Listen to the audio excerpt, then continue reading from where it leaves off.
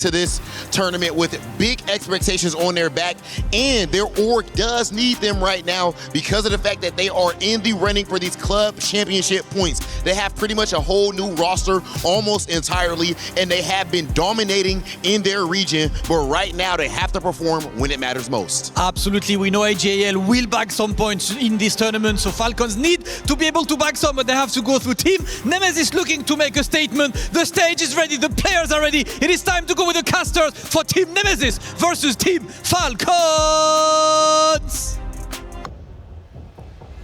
Thank you so much, guys. We are getting ready for a gigantic best of 3 as it's West against Vietnam, and both these teams do not want to go home, and I'm sat right next to a West commentator, Laz here. Thoughts on this matchup? Yeah, honestly, I've been really looking forward to this matchup. I think this is, to me, one of the most highlighted matches of the day, just because Nemesis, again, a team that have always been getting themselves second place in the West League. They always come short just from vitality. They've been proven that they've actually just been doing really good work throughout the seasons.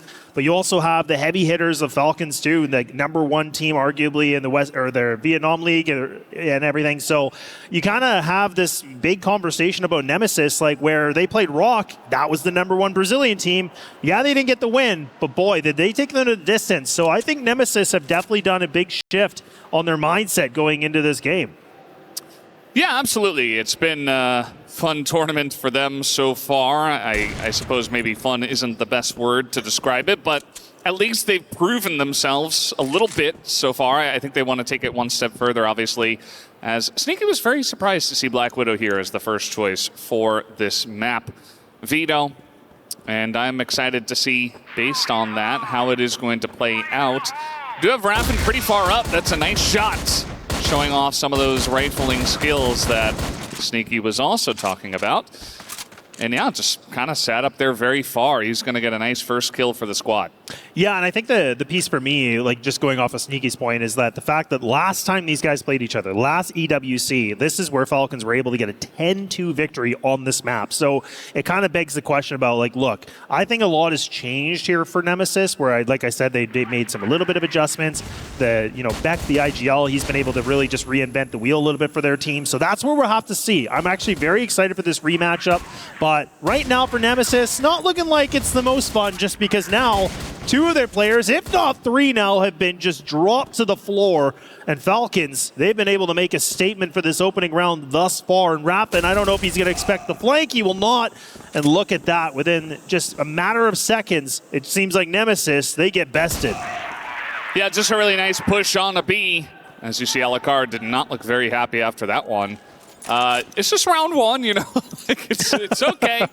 I mean, he just looked very unhappy with that. But, you know, maybe just not playing how they have prepared, but still a lot of time, as I mentioned, to get right back on the horse. It was a good start. Raffin got the first kill, but then just a steady, slow push into B through the warehouse, and it just felt like Nemesis couldn't really handle it. So a lot to be frustrated about as well, I can understand. As now it is Falcons outside of A here on A long. Alucard might be happier about that, as maybe he's able to take this round into his hands personally. Yeah, I still think that Nemesis, again, like, it's a frustrating round, but this is the thing where I think they're going to have to make sure the positions are decent here. Raffin can be a really strong rifler, and the fact that he's able to rebound like that and finding the 2 at least does something here. But look at Shady, man. He is just lighting things up here with the sniper. Been able to find himself 2 kills. Now just leaving it to Dipsy and Beck by themselves. Now Beck, the AG.AL, needs to be able to have a bit of a mastermind play, and that's huge. And now Falcons, that advantage is depleted. Dipsy, somebody that can be such a menace in the server, goes for a massive swing with a pistol nonetheless, spraying frantically with the AK, and he will be able to land the headshot. So we are back to a tie game. Definitely a chaotic round there. It was very back and forth. Alucard got picked off essentially for free, and from there, Shady went huge, but some of the rifles here on the side of Nemesis were even larger. Dipsy, good finish off, and Beck, nice pick off in mid, and obviously Raffin with a couple of big headshots from underneath. And yeah, just clawing their way back in what was a very close one, is now pushing out into B main. That is going to be Advantage here to the side of Falcons as Beck is stuck in here on Waters. They're not going to clear this one out. He's holding it. Good control so far as they have no idea he is there. And he is going to get the big flank. But the issue is he's the only guy left. So can he get much going here? He needs two. Gets it. And holds on to 97 health. Not bad. This is great because, again, he gets the bomb dropped here too. So now he can reposition. This is going to be a little bit of a sneaky move from him because if he can find the better positions, this is where Falcons are now kind of scratching their heads going, okay, where could he be? Yes, they have the number advantage, but let's not forget that Dola's low in the HP department. They have lots of utility that they can disperse of for now.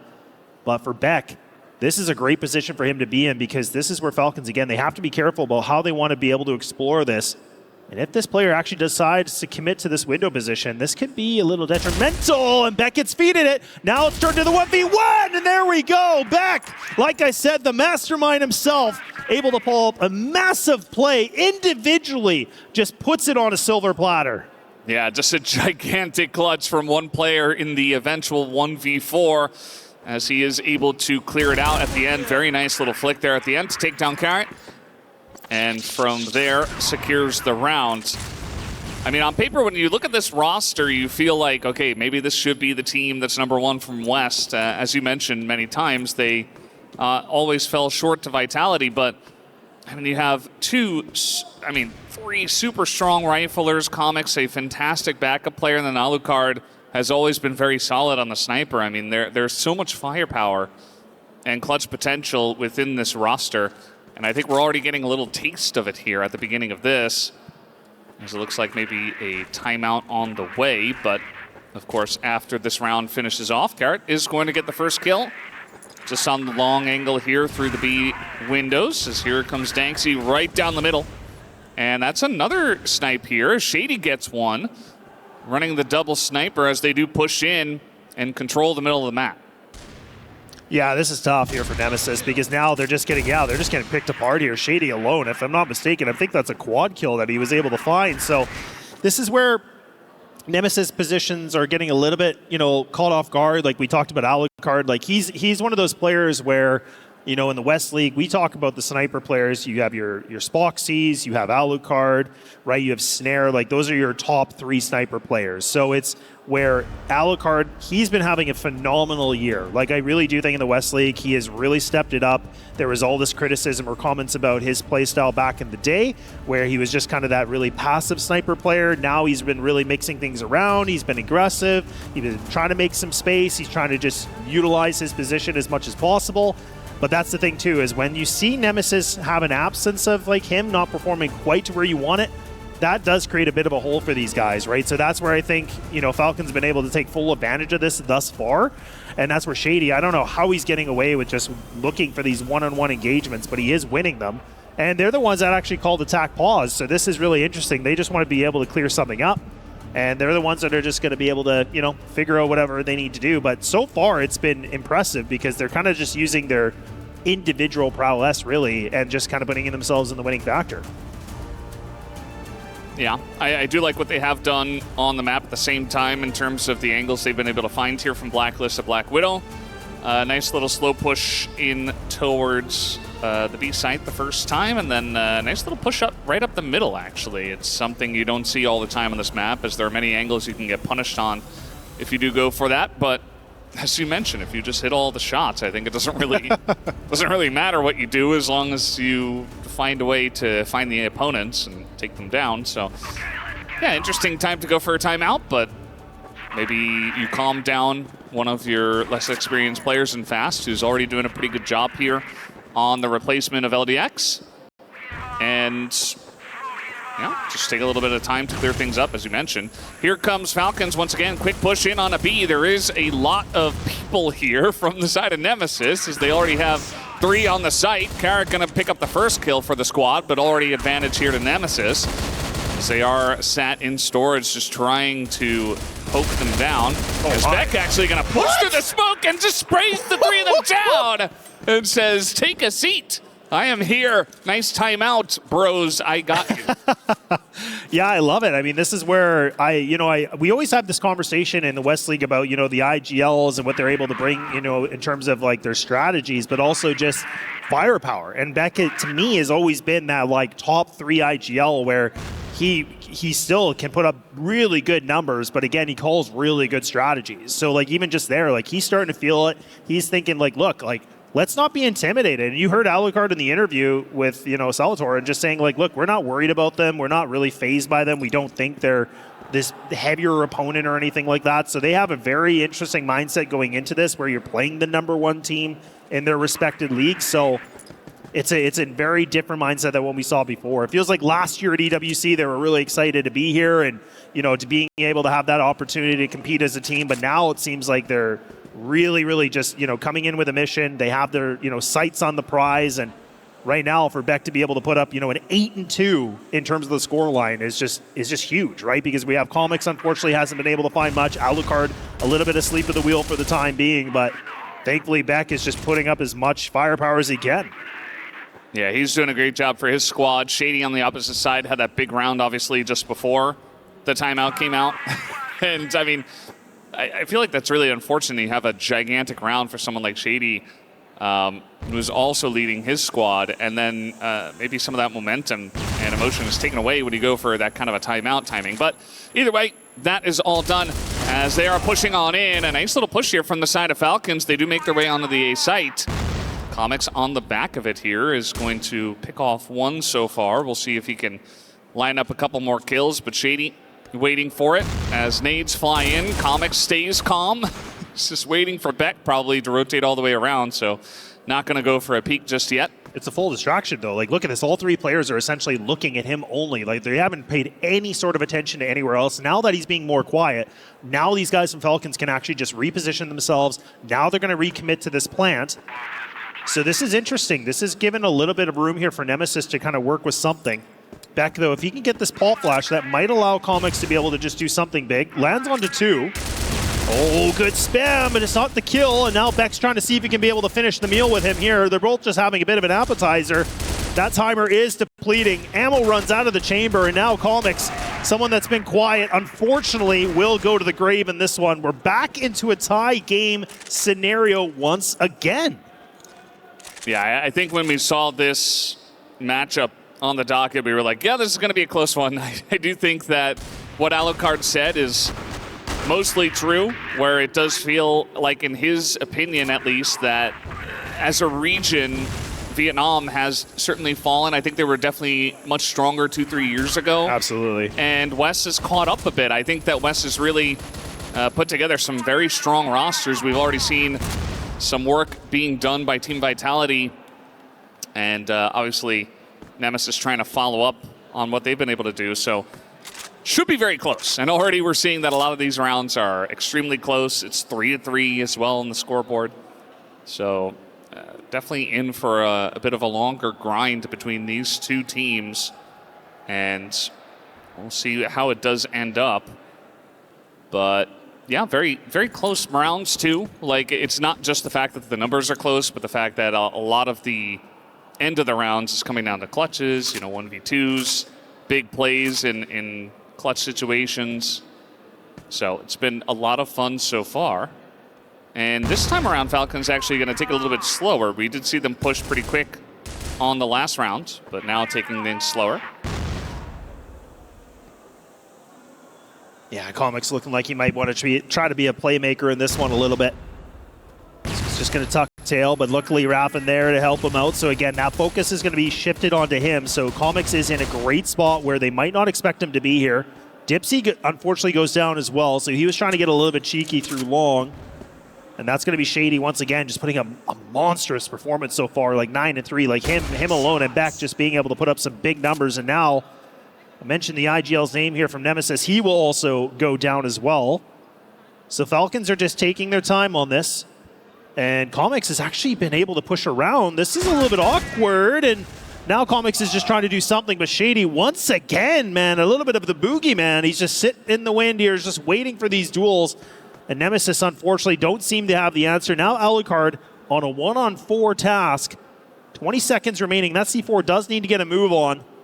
And Alucard has to make a tough decision here. Do you want to go through short? Do you want to go through long? What is the right position here for him to do? He's got the sniper.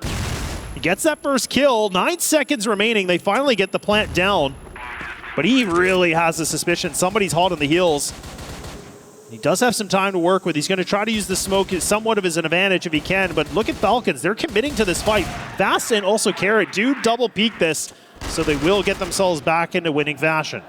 Yeah, Shady just setting up the team for the victory in that one, and not much that Alucard could do in the 1v4 at the end of the day. Props to him that he even got the one, but here is the finish off from Carrot. Hits the shot. Swinging into 3, not the easiest thing to do. Nope. So Falcons, nice little lead so far here on Black Widow.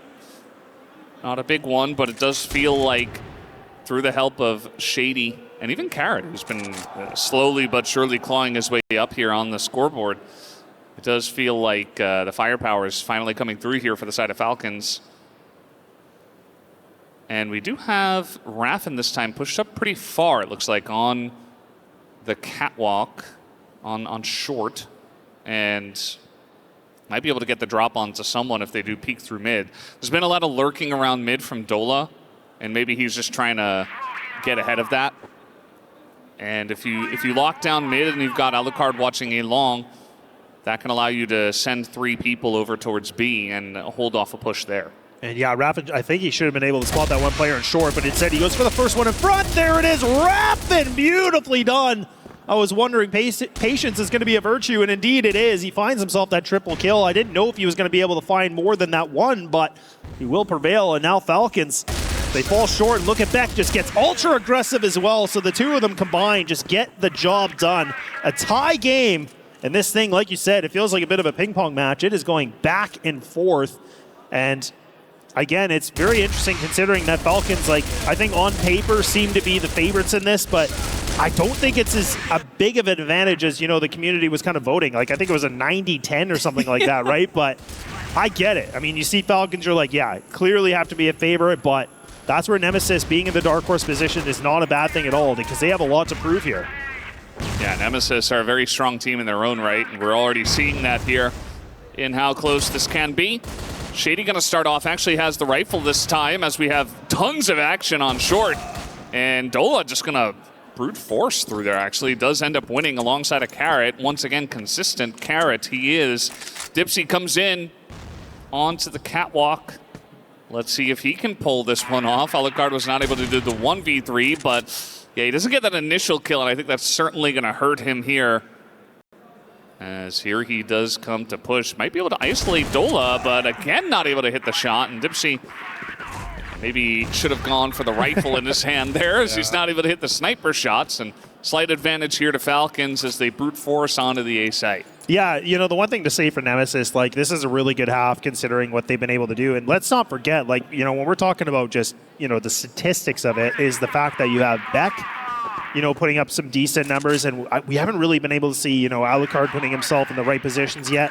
He's still a little bit quiet. Comics, unfortunately, maybe those nerves of just getting on land. It's been, you know, kind of those two guys that just need to be able to put their foot on the gas a little bit more and kind of get, you know, back in their groove if they can. But nonetheless, I mean, it's good to see that, you know, someone like Raffin is able to put up some good rounds for these guys, but they're going to need, you know, some other players here to step things up if they want to still compete with this. And let's not forget, I mean, Shady is the one that has put up, like, really, really good, you know, openers here. Like, I know Carrot's close on by, but Shady seems to be the playmaker and really creating a lot of space and finding good activation. Yeah, that's a massive pickoff along your note there, Laz, because it's Alucard, a guy who hasn't been putting up the numbers, taking out Shady, who has, but now the push comes in. After they get that initial pick, Comics also going to pick up one with his headshot, and now Carrot not in the greatest spot here. He's in the window. Up against 3. He's getting flashed. He's getting naded. They know exactly where he is. And he's just going to go for the stop on the plant, but Dipsy had him covered. Nice try, but not going to happen. And it really is just a back and forth. One round goes to Falcons. One round goes to Nemesis. Yeah, it's just funny how this is just, you know, it's not like any sort of a massive lead, right? I mean, even the fact that Falcons were calling a timeout when it was 2-2, it just kind of shows like, hey, look, there's a lot of stress in this game. And it feels like a lot of tension, right? Because again, let's not forget, like loser of this matchup, they're done, right? Their key is destroyed. Everybody goes home on that, right? So a lot at stake. Like Falcons were the position where we were saying they shouldn't be here, but, you know, unfortunately they are. And that's kind of the same argument for Nemesis, where they were actually, you know, causing a lot of ruckus here against a team like Rock. And okay, all right. Nemesis now creating even more space. And look at this. It's just the shooting gallery. And Falcons seem to be on the receiving end, and they're just, the targets are all getting hit now, and you're just leaving it down to 2 players. The nade alone does so much damage. And a little bit of a quick play from Dipsy. He's just getting that intel, but look at that. Again, with that information, allows Beck to go for the swing, and Raffin able to finish the last little crumb on the plate.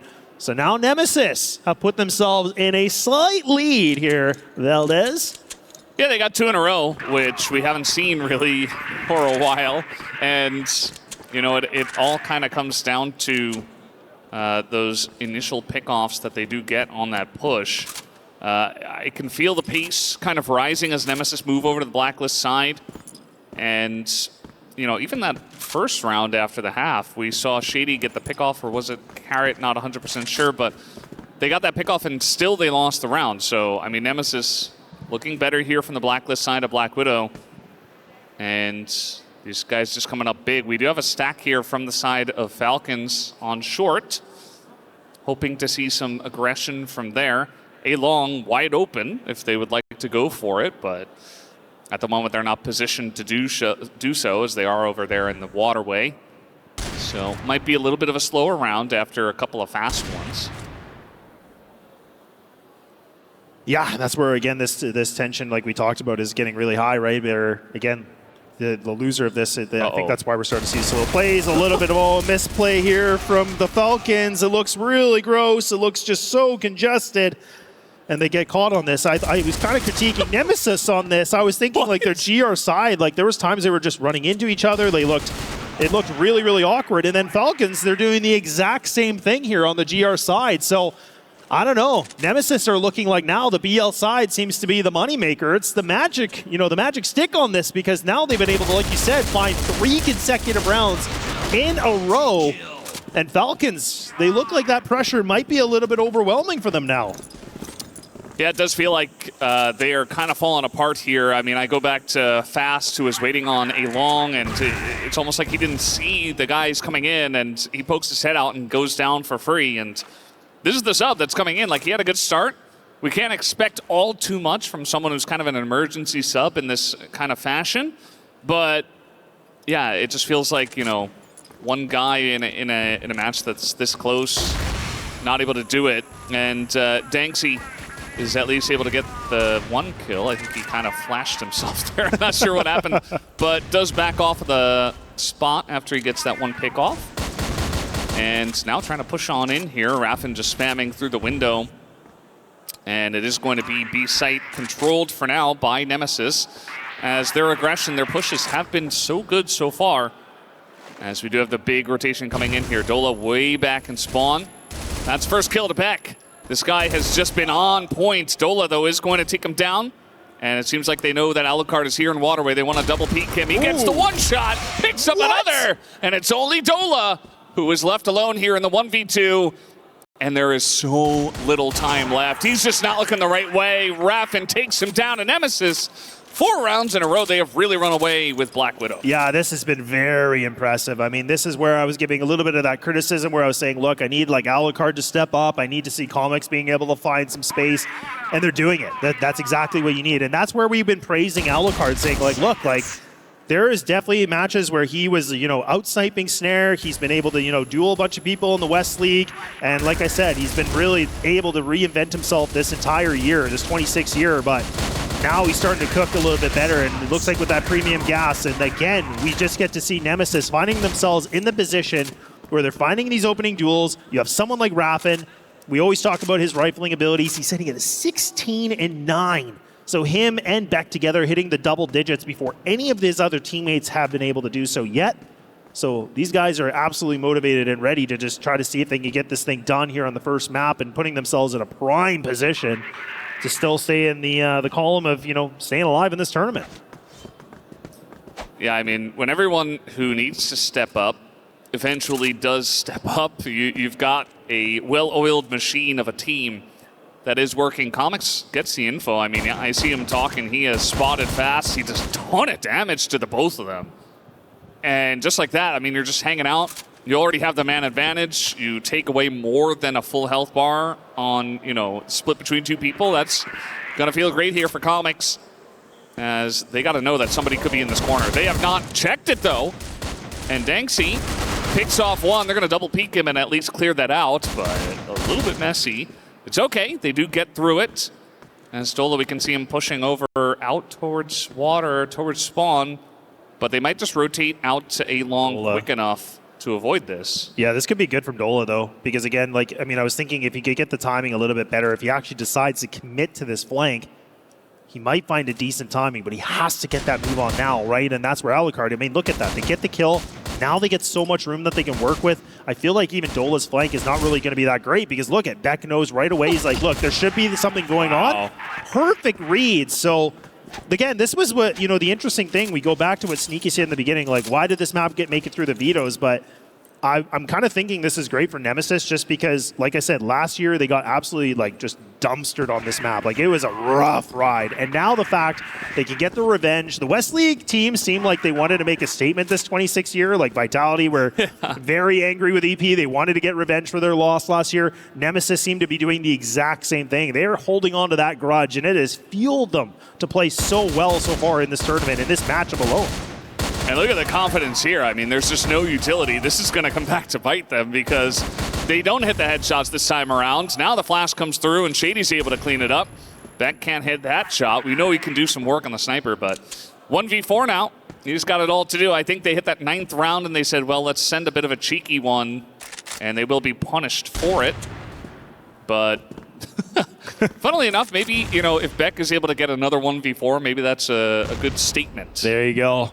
Look on the bright side for them, I guess. Yeah, and honestly, I kind of like this too, because when you're up by 4 rounds, you obviously would love to close it out with a 10-5, but the fact that they just tried to do something very unorthodox, or like, look, let's go down long A, let's not even use utility, let's see if we catch them off guard. I don't even think that's unreasonable. I think that's actually, it's a good move just because you want to see, right? You already feel like you're probably in their heads a little bit. You're like, okay, let's just see. If it doesn't work out, then we reset. Right now, again, the team can just kind of have those conversations while he's still alive. Still got just over that minute remaining. And for him, Beck, I mean, he's in the position where he knows that he's most likely not going to be able to find this clutch, but he's still just kind of waiting things out, just trying to see if he might be able to find something. Falcons playing this really well, though. Again, just splitting the 2-and-2 buddy system. So, Beck would have to be able to hit the most crazy shots to be able to find 2 kills.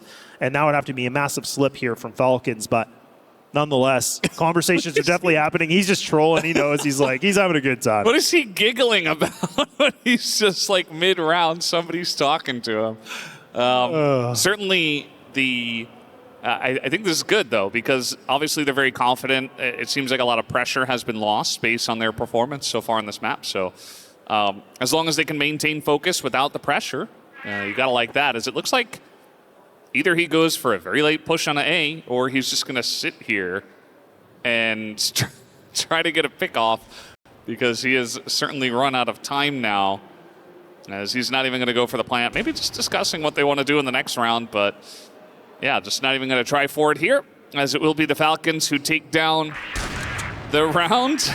And Beck has a bit of fun with it. You can see no smiles here on the face of Falcons, though, because really, there isn't much to smile about. They have not won a map at this tournament. They lose 0-2 to Na'Vi, and now they face off against second place from West, and they can't even take Black Widow. Yeah, I think it's I think the seriousness of it is definitely gonna, really, it just started flooding in here for Falcons, and I actually do like that Beck just kind of used all that time where they, like I said, the team can just talk amongst each other. They use it as that little bit of a timeout, the informal one. So it's a good way for them not have to, burn it right away. They can just kind of preserve it because they still do have that available in their back pocket. Let's not forget the Falcons were the team that called that really early on when it was 2-2. So that's where if Nemesis, if things start to, kind of go back in favor for Falcons, they can still utilize that just to slow down momentum, which is a great thing to see. But Really interesting setup that we get from the Nemesis squad right now. This is where typically they've gone through long A, been able to win a lot of gunfights. This time, they mix it up. And you can see that Falcons, they have a huge hunch that it's going to be a B hit. But Carrot, they talked about him being a problem. He still seems to be that threat, and he does escape with his life for the time being. But Dipsy does find that kill, and now things are getting a little bit out of order here for Falcons. No, Alucard's going way too aggressive here. Did not expect him to swarm in that quickly underneath. But Raffin still alive. He picks up 2, gets shot in the back, and now it's up to Dipsy, not able to win against Fast. And that's big, I mean, for the side of Falcons, I should say, because Fast getting that last kill, you begin to gain some more confidence, some more momentum on the side of Falcons. You know, I was talking as if Nemesis had already won this map, but now at this point, I mean, yeah, they got a lot of rounds in a row, but now Falcons begin to build their snowball, and it's a close map all of a sudden, 9-7. And you can see that Nemesis are playing a bit fast and loose. It's what won them a lot of the rounds, so I don't blame them, but at the same time, they are being stopped in their tracks now as Shady. Maybe you don't want to push into him. Yeah, he's like the strongest player that's been on their team so far, and the fact they keep trying to contest him is really interesting because he has been pretty much playing this, A site the whole time. It doesn't really been like he's been running over to B that often. So a little bit interesting from Nemesis, but we'll have to see. These West teams definitely like to make it a little bit more hard for themselves when they shouldn't, but that just seems to be the trend, unfortunately, for all the West League guys that know, but we'll have to see. Really good kill that comes through from Alucard. Does get away too, but in comics, he actually finds himself a duel. Takes a lot of damage, but look, it's still going to help because you got 4 players alive. Now Falcons have been burned down to 3, and this is it. This is the last round potentially that could be on the plate. This could be the last one available, and you have the shots getting made from Carrot just inside a window. Shady close on by. Comics might even try to go for this swing, and he does. It doesn't even matter if he has 10 HP. He doesn't care at all, and now he sits himself at 8 duels, and they're going to be able to get this plant down, and now Falcons, they're on the back boards. Yeah, that's just a really beautiful play there from the side of Nemesis. Alucard pushes up. He has backup from Comics, who's just going gigantic mode here on this round. As Raffin, come on, buddy, you can do it. He does finish his off, finally gets the kill. And there's only smiles on the guys' faces here on the side of Team Nemesis, as it is a beautiful Blacklist side. And man, they got to be feeling super confident after this victory to start it off. As we heard from Alucard in the interview, that they don't necessarily rate Falcons all too highly, and I think that we got to see a lot of confidence from that Blacklist side. The job's not done yet, though. They got to win one more, and we'll see if Falcons can go back to the drawing board, as they have not had much luck here on Black Widow. But guys, we're done for now. Let's go back to the desk to break it down.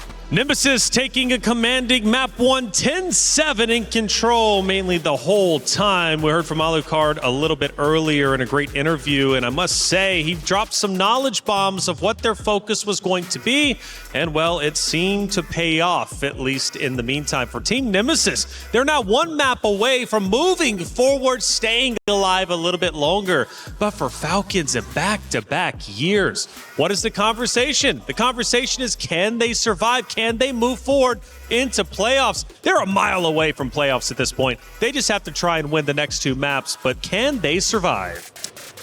It's going to be a tough one. I mean, Nemesis coming out very strong. You think of Beck and Raffin in this first map, just absolutely lights out. But a lot of it started with that 1v4 they let Beck pull off. That was an incredible play that really changed the whole tone of this first map. Yeah, Beck, man, pulling off the play, coming from Inner Circle last year alongside that of Alucard. Clearly, Nemesis said, we want these two, and it's paying off so far. A lot of smiles on the stage for Team Nemesis, and for good reason. They're feeling comfortable. Yeah, usually you do see West League teams are, stressed 24/7 on stage, but the vibes are very, very nice for the boys here. And even that one round where it was Beck who was waiting for around 40 seconds, right, on the long A side, and he was just laughing and chuckling because he knows that they have got them in a very bad spot. And especially Falcons now without LDX, that means Shady's going to have to do the brunt of the calling again. Yeah. Additional pressure for him to perform. Yeah, it's the elephant in the room, isn't it, Kyle? LDX, he unfortunately couldn't play. The sub had to come in, and it's fast. And he had some decent kills, but they are losing the mentorship of LDX. Yeah, it's a tough one, but on top of that, you've got some of the other newcomers to this roster. A little bit left to desire from them as well. I mean, Danksy in particular, he was really hyped up coming into this event as one of the new players to rise for the region for Vietnam, but he was the lowest performer on the Falcons roster. And one of the focal points for Nemesis was Carrot. Well, they don't shut him down, but they at least get the rest of the roster out of the way. For Shady and Carrot, they pulled their weight. What happened to the three in the middle? I am not so sure. I mean, Danksy just kind of went purely cold, and this has been happening ever since yesterday, actually, for him. And just like what we said, we kind of hyped him up to be maybe the next, Vietnamese Cano or something, similar to what we have been saying for Ice. But we haven't seen it at all for Danksy, and it seems like he's just crumbling under the pressure. And it is also kind of messing up the other players as well, because he's a very important frontline piece for the team. Well, for Stream A, Nemesis is currently leading the way, forcing Falcons to come back. But over on Stream B, they have their own series underway, and Salvatore is going to catch us up to speed. Execration felt the wrath of GK as Execration gets eliminated by GK Esports 2-0 in an amazing fashion from the Vietnam representatives. A stellar performance from PM in game number 1, who dropped 18 kills in 14 rounds of regulation to win Ankara 10-4. And on set number 2, it wasn't even close up until the point where Execration wanted a comeback, but Bokid said otherwise, who dropped an amazing 18 kills as well to send the Philippine representatives packing home. So coming up next, it's going to be Anubis versus the Vicious. Another chopping block is being set. Coming up next here at EWC CROSSFIRE Stream B.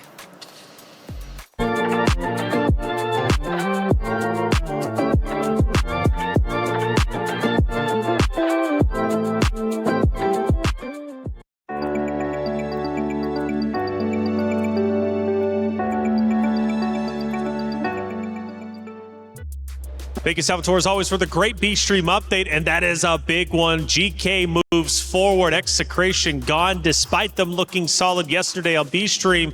That's a big loss for you. I know you're probably going to be in tears, but let's talk about what it means for GK. They play Vitality next. Yeah, I mean, Vitality, definitely a very, very difficult team. Obviously, Execration still has a fair few tournaments that they have to go through, of course, when it comes to experience, especially for Fallex. It really hasn't performed that well this entire time, but I feel like they can come back soon. But for GK, this is going to be very important because this is a boost in confidence, especially now that they're going up against Vitality, who, granted, they have looked very sharp, but they have also looked beatable at times. Kyle, let's go back to Falcons and Nemesis. For Falcons, I am quite worried about them. They're playing with the sub now in Fast instead of LDX. On top of that, I go back to the interview that we had with Shady, Salvatore, getting the best answers out of him. At first, I was actually happy that he mentioned the regional pride and the disappointment, obviously, of dropping down to the lower bracket. He says, so sorry for disappointing you guys. But then again, I think about that now, especially after map 1, and I think maybe they could be thinking about that and leaning into that narrative a little bit too hard, as opposed to letting it go and just thriving in the lower bracket. Yeah, you can tell Shady puts a lot of pressure under the shoulders of this team with the way he just carries himself. And you can tell with the new players that are not necessarily living up to that occasion here. And it does worry me because when you have these new talents, you really have to make them as comfortable as you can. And I feel like Shady's almost adding a bit of extra pressure to them.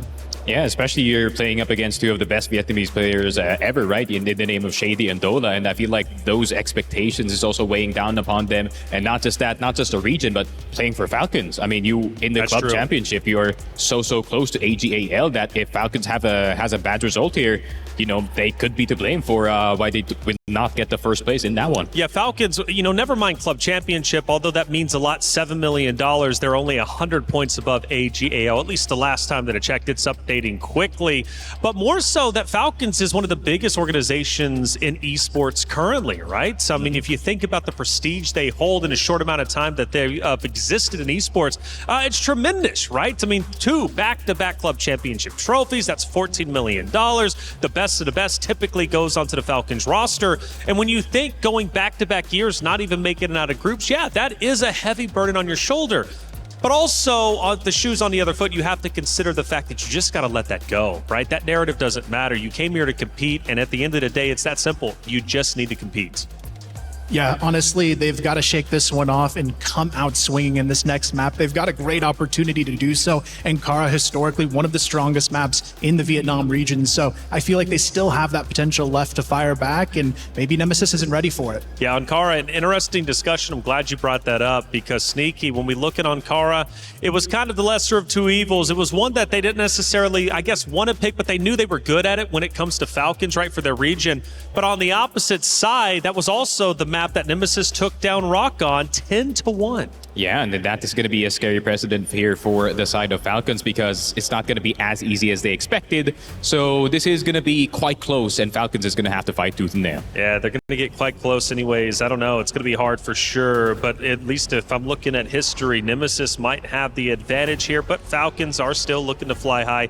Go to new compound, which would be map 3. What's the difference, though? Going from Black Widow to Ankara, at least for the side of Falcons, you know, they coming into it. What's the game plan?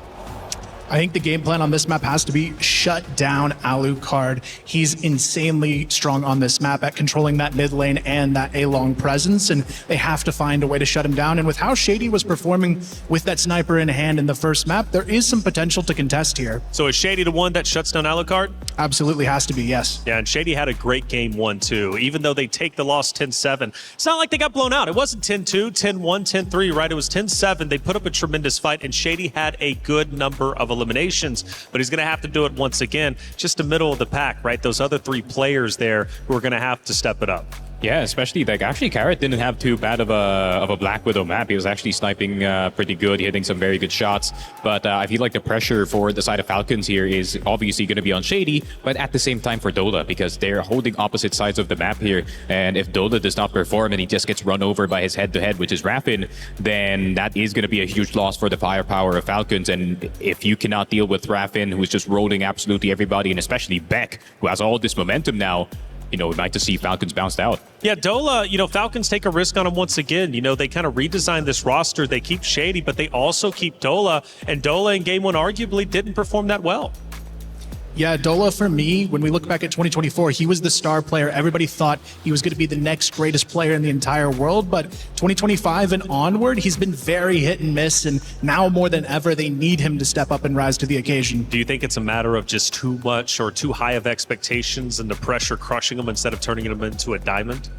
I think so. Part of it, too, is just this roster's gone through a lot of changes over the last 2 years. You think back to 2024, Wolf Empire, they're 3 players down from that original lineup, and they've had to adapt a lot since then. Losing Rambo, losing Lucas. They had some of their core kind of just fall by the wayside over the years, and they're always seeming to be in this rebuilding stage. Yeah, it is. It's a constant rebuilding stage, which is tough. And how many times will Falcons take a chance on Dola, on Shady, right? This is back-to-back years. Now, you know, the nice guy in me hates to put this pressure in these even narratives, right? Because they're great guys, they're great players, and they come in and put in all their effort. But let's talk about what the future holds for whether it's Falcons or Nemesis, regardless who ends up moving forward. They play against Baisha next. That's going to be the next opponent, Shady. Obviously, he wants to take on that challenge if they get there. They've got to get their Nemesis first. Sneaky, your face, though, has a lot of concern on it. Yeah, I mean, if you're going straight into one of the hardest series that you've ever fought, maybe for Nemesis and Falcons, and then you just, swim with the Sharks in the next series, right? Obviously, with how good the form is for the side of Baisha, despite what happened up against KZ, this is going to be an uphill battle for both of the teams, no matter who qualifies. The one benefit I will give Shady, though, as the captain of this team, he knows how to take down a Chinese team in a best-of-3 situation. We saw back in 2024, he was able to do it against All Gamers at CFS. So if anybody could push a team to that level, he's the guy to do it. They're going to have to. They're going to have to do it for sure if Falcons manage to go back-to-back in this series. But it won't be easy by any means. They've got to win Ankara, arguably Nemesis' favorite map, maybe even best map, as they took down Rock 10-1. As we head back to the stage, you get to see the opponents. You get to see Falcons on the left. On your right is Team Nemesis, who was all smiles in that last map, feeling confident, feeling good. Their game plan was to shut Carrot down. Arguably, they didn't do that, but they still got the job done anyways. I also put the pressure onto Falcons member of Fast, replacing LDX. He's going to have to go big. Wait a second, there's a development. And LDX looks like he actually might be making a return. I don't know officially. Maybe he's just coming in to say hello, give some words of encouragement. He's seen enough. But is LDX stepping back onto the stage? Is that why we've been waiting? If so, I'm okay with this little break. I'm okay with LDX coming in and Falcons having their best chance. Yeah, this is massive. I mean, LDX coming into the equation could be the game changer they need, especially when you look at what he can do for this team. He's one of those players who helps them open up the map. He can find those key entries, but he's also really strong in the clutch alongside the Shady, and that's something they were missing very clearly in that first map. Players like Beck not being allowed to 1v4, this is your guy to make that happen. Oh yeah, for sure, because usually when you do have Fast on your team, you really want to, no pun intended, play Fast, because he does benefit from the higher pace of the game, and especially when he is, playing right next to Dola, playing right next to Dangxi, you really want to incentivize that. But at the same time, I feel like they did lack that depth when LDX was not actually playing. It was a lot of reckless pushes from their side as well. With LDX being back, we're finally going to see a bit more strategy on the side of Team Falcons. Yeah, we're going to have a little bit more of a break here. We'll still stay with you all and spin up some narratives, but for LDX, he needs to get set up and ready to play because he is back in. Fast is out. Game number 2 going to look a lot different now going on to Ankara as Falcons have their full roster. They're going to be feeling great. And Kyle, I must say this, the fact that they took Black Widow 10-7 with their sub, I can only imagine what they're going to do now with the full roster that they intended to play this series with. Yeah, if I'm Nemesis, I'm a little bit shaken right now. They got comfortable with the Falcons they were up against, and now it might be a stronger Falcons they have to face going into their map pick, but it may feel like it's their pick, but it's definitely not their strongest map overall. And for Falcons, this is still a top 3 map. Absolutely, and it's crazy to say that, honestly, I would rather play a full roster the whole series as opposed to, like you said, shaking it up, right? You think you feel comfortable, you think you feel good. Now, all of a sudden, you've got to rethink everything. Do you focus Carrot now, or do you go all in on LDX? It's like, where do you put your attention? Yeah, and I think that this is going to be quite the challenge here for the AG.AL of Nemesis, right? Because you're going to have to think a different dimension now that LDX is actually here. And I really hope that LDX could also enable Dola to finally start fragging and Dangxi to be a bit more comfortable, because it kind of felt like there hasn't been a day that we can say, hey, Dangxi was doing the carry and Dola's doing the usual like he did back home. So, hopefully we do see a better version of Falcons. But I mean, judging from the look of Nemesis here, they don't seem too shaken. You can see Kevin smiling in the back. Yeah, he's smiling. He's smiling for now anyways. And you know what? Keep those smiles up. Because after all, for Nemesis, they're still in a great spot, right? They're still up 1-0 in the series. It's not up to them to answer back. It's up to the Falcons. So for Nemesis, they're in the driver's seat, and they've got to be feeling more confident than ever, especially with the 2 veterans, Valucard as well as Beck. Plus Raffin, the veteran himself, right? Leading the charge. When things get tough, you can lean on him. Yeah, he's got to feel good with how things have been going, especially considering his situation throughout the CFWL season. He was that player who made the decision to leave the Gaming Gladiators lineup, trust in this new rebuild around Beck, and he's the only player here now from Gaming Gladiators, and he's showing that essentially, I think he's looking for that moment to prove himself here. We saw it in map 1. He really rose to the occasion, getting a lot of key entries and ultimately taking this team to a new level.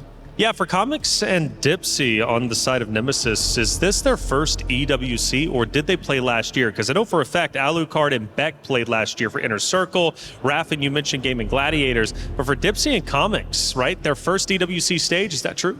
Yeah, it is their first EWC stage. Both of them failed to qualify, unfortunately, last year. Dipsy, I believe, was on the Anubis Gaming lineup previously, so he wasn't able to make it through. But Dipsy in the region is considered one of the strongest entries, so it's nice to see him finally make the stage. And for Comics, a really good debut himself as well. Yeah, for sure. And on the opposite end, Dola, Shady, obviously here last year. For Carrot, Danny, and LDX, is this their first year? Maybe LDX played, but I can't remember.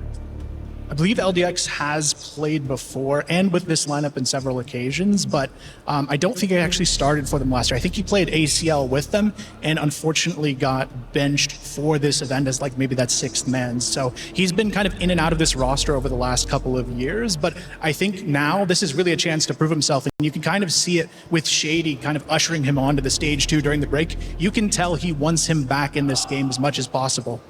Yeah, quite exciting stuff here. You obviously have two teams who, I wouldn't necessarily call them dark horse teams, but at least rosters that it would be a big surprise to see them continue to move forward in the bracket, especially against Bishop, but they're going to give it their all in this moment. And as LDX gets settled in, so does Nemesis, as the game should be minutes away from taking place. Again, hopping into Ankara, Shady getting his teammates all on the same page, taking the notes, making sure everybody is ready to go with the game plan for sure. But just talking new members, it is an exciting prospect. You know, you've got a lot of new guard coming in this year for the Esports World Cup when it comes to CROSSFIRE, because going back to last year was a very big deal. Bringing CROSSFIRE to the Esports World Cup stage, exposing CROSSFIRE to a totally new audience, but also bringing in new competitors, a new lifeline, if you will, to join the old guard. It's Falcons, it's Nemesis. Will Nemesis close it out, or a Falcons come back? Let's find out on Ankara. Thank you so much, guys, for that. As we do get LDX back in the roster here for Team Falcons, I am most curious to see how does this affect the entire play of Team Falcons, not just the comparison of, you know, Fast versus LDX and stuff like that, which we can also take a closer look at. I'm still Valdez, joined by Laz, and we are getting ready for map number 2. Nemesis looks great on Black Widow, but let's see what Ankara holds in store. Yeah, it definitely begs the question a little bit about, you know, for Falcons, where they spent all that time having a conversation about, look, LDX, you got to come back and play. Like, I mean, we were talking about he was not going to play, and now he shows up. So it's an unfortunate position here for Fast, right? I mean, like, just being that substitute, and they lose their opening map, and then that's just going to blow a lot of confidence. But we'll have to see. Is LDX really going to be like the, you know, the secret little bit of a recipe into this for them to get back into fighting fashion? I have no idea, but it just already kind of begs me the question of, like, Falcons are like that tilted or that upset about everything that they need to do this, where LDX clearly couldn't be able to play, but he gets called to the line. So we'll have to wait and see if that will be the difference maker or not. And Nemesis, I think they would have already been preparing like him in this lineup anyway, so I think they can go back to their regular game plan. I don't think this really creates too much of a, you know, too much of a commotion, really. I think it's going to be the same game plan they had originally going into this. Yeah, absolutely. I think for them, they can just play their game and not really focus on the other side. They already rate themselves pretty highly compared to Falcons, so can just say, well, it doesn't matter who you put in, we will beat you. And I think based on what I saw in Black Widow, they certainly are the favorites here. And just have to see how it all does play out. Falcons taking it much slower here at the beginning of Ankara. This first round, very slow. They're going to throw some flashes over the top. But Rapin's right here to just peek him, takes down one. And he says, this isn't an A push, guys. There's nobody else here. I mean, LDX did get that one kill on a Beck in the middle of the map. Dipsy, though, not going to hit this shot, and he's actually backing up into cover. Definitely a smart call. Just wait for the reinforcements to come in, as they're not even on the site. Comics is already going big with one shot. Alucard not able to hit his, but they're all stuck here on the ramp, and Alucard gets one, make it two. Danksy, the last one left available, is looking for the swing as they push out together. Alucard with the 3K here in this first round. Yeah, I love it. I mean, that's a great play from Nemesis, because you could even see, too, as soon as, like you said, Raffin in the vent position gets that duel, he gets so much information. Everybody on that other site in A, they just rotate right away to B. They were able to get there. Comics, he actually played that very well. Like, again, he only gets the 1 kill, but you have to remember, he falls back, he repositions himself, buys time, and gets the kill on top of it. So Falcons, they kind of went into a bit of a funnel, and then it was just pretty much all she wrote there. So Nemesis, they kind of baited them in, and Falcons fell right for it. So big opening round for Nemesis. That's going to feel really good considering they were ready to play and they had to wait a few extra minutes. So, you know, that's where sometimes those kind of situations can kind of tilt teams a little bit. But clearly Nemesis, like I said, laser focused right now. Doesn't seem like they're slowing down for the time being yet. Yeah, looking good so far. Great play in that first round. And if you're Falcons, you got to get something going real quick. I mean, lots of flashes over the top here. Some nades as well. Nice little push. They're going to spot Dipsy. Push him back into the spawn. They do take him down as well. Dola picks up another. And just like that, easy entry onto the B site this time. Straight down through the front yard. As now they're in the spawn. Raffin's not even looking the right way. And that's going to be a 5-for-0 easy pickings for Falcons in this round.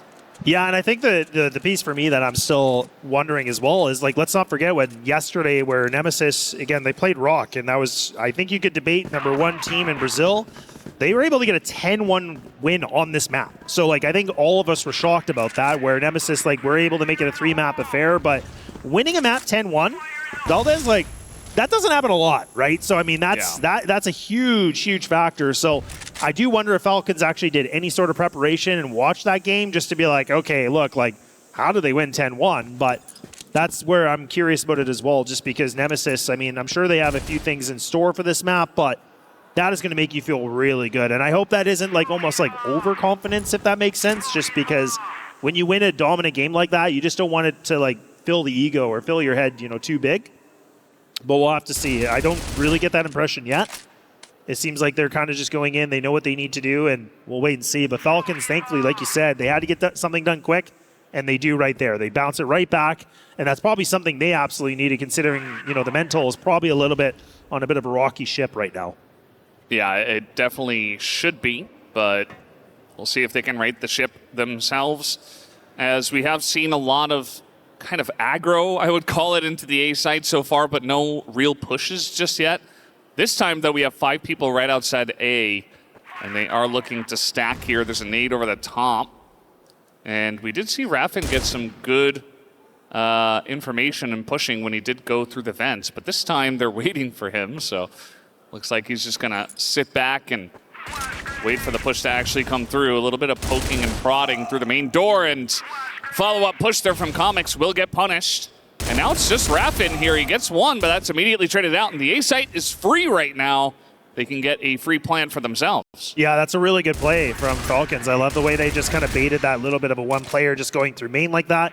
Then they could easily just double swing it, and then they were able to get that instant trade. Raffin just unfortunately put in a tough position, right? His teammate got spammed through that little bit of a wood pillar, and that made it way more problematic for him. But Falcons really have been able to reinvent themselves very nicely here for map #2, and they pretty much have themselves, like, I feel like, a guaranteed next round in this favor. But unless Beck can do something crazy, we've seen a clutch from him before, but again, that timer is already well under halfway, and he'd have to be able to pop off right now, but Dola is going to get the better of him. And there we go. Falcons will get themselves back into a little bit of a winning fashion for the time being, but I don't know, maybe LDX really was kind of the magic little bit of a moment for these guys or something. Yeah, I mean, he is definitely one of the key players of the roster, which is why we were so surprised when he was subbed out for such an important match. But you sub him out, you can sub him back in, as we did see here. And so far, he's been doing pretty well, and the difference it's had on the team's performance so far is definitely notable. We do see this time around Nemesis trying to challenge a little bit, as they have pushed into the A quarters. Ooh, that's a good nade. Ooh, Dipsy not ready for that shot. He's just taking pot shots through the box, and now the rest of the team tries to swing it. They do get a little bit traded back, but that's not what Nemesis were looking for. Nice little flick there from Beck, takes down LDX. But man advantage here. We do see that Falcons looking to push A, as Raffin's just not ready for it. Unfortunate timing for him. And they do make their way in. It's Alucard and Beck dropping down. The headshot These are huge from Alucard as he sits them down, picks up another round here for Nemesis. I was just going to say, like, I thought, Alucard, I thought he was going to kind of tuck in the corner a little bit and just try to burn a little bit of time, but I was like, okay, he's going to drop down right here. This is where I thought, oh, he's going to hide, and he's like, no, actually, I'm going to do one better. I'm going to bring out the USP, and I'm just going to absolutely out-duel everybody in my path, so... Whew, okay, and that's where, Kyle really talked about it, right? Where Alucard, again, can be such a playmaker on this roster, and that's a great example of it right there. And then where he's just able to, again, just kind of puff the chest, show who's boss a little bit. And, I mean, now Nemesis are still within this game, and they don't get phased by Falcons as of yet, but Falcons now, they're going to have to figure out what they want to do. Carrot does find that opening duel, takes down Calmix. So now it gives the man advantage, and that's been something that was a little bit lackluster for Falcons in the second half of Black Widow, but now they've been able to find a little bit of opening duels, but a good response from Alucard. Now this is where they need to be careful. Don't overextend this, because you only have one player locking in and anchoring that A site. LDX nice little peek, wins the 1v1 over at the big door there. And now Dipsy just kind of push into them. He gets taken down.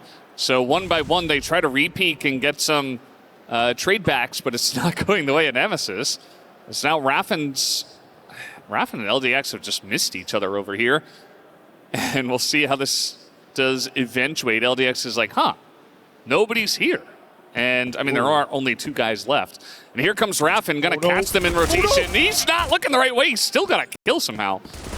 And now Alucard's going to be shot in the back as he's trying to get position. And Falcons... kind of weird to win a weird one there. Yeah, I know, and it's funny because I think Raffen, like you could see, he saw the player way down and long, and he's like, okay, they're already going towards A. He thought he could maybe just cut right in the middle. He thought that, and then you see him bunny hopping, and he looks, he's like, oh my goodness, there's two guys right there too? It's so unfortunate because if he would have actually cleared that properly, again, there could have been a multi-kill conversation. Falcons were not ready for that at all. Like, they never would have expected it because, like you said, him and LDX kind of went past each other a little bit. But now Falcons going to get the wings flapping a little bit here. They're going to start to go a little bit more aggressive. Alucard does get the opening duel, but it takes a lot of HP away. Now he's just trying to tuck away. He's just trying to survive as much as he can. And it's a quick scope right there to take it down. The snipers get full activation here from Nemesis side. And Falcons, the wings get clipped a little bit on this. And now they are starting to just not being able to fly. They cannot soar. And Nemesis respond back with 4 alive. Yeah, that really comes down to Alucard holding down the site essentially by himself. Really insane stuff.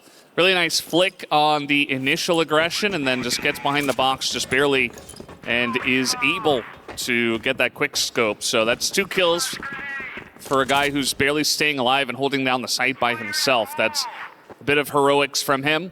Easily could have looked different where they'd take down Alucard, take the site immediately, and, you're looking at a rough retake for the side of Nemesis. So good stuff from Alucard.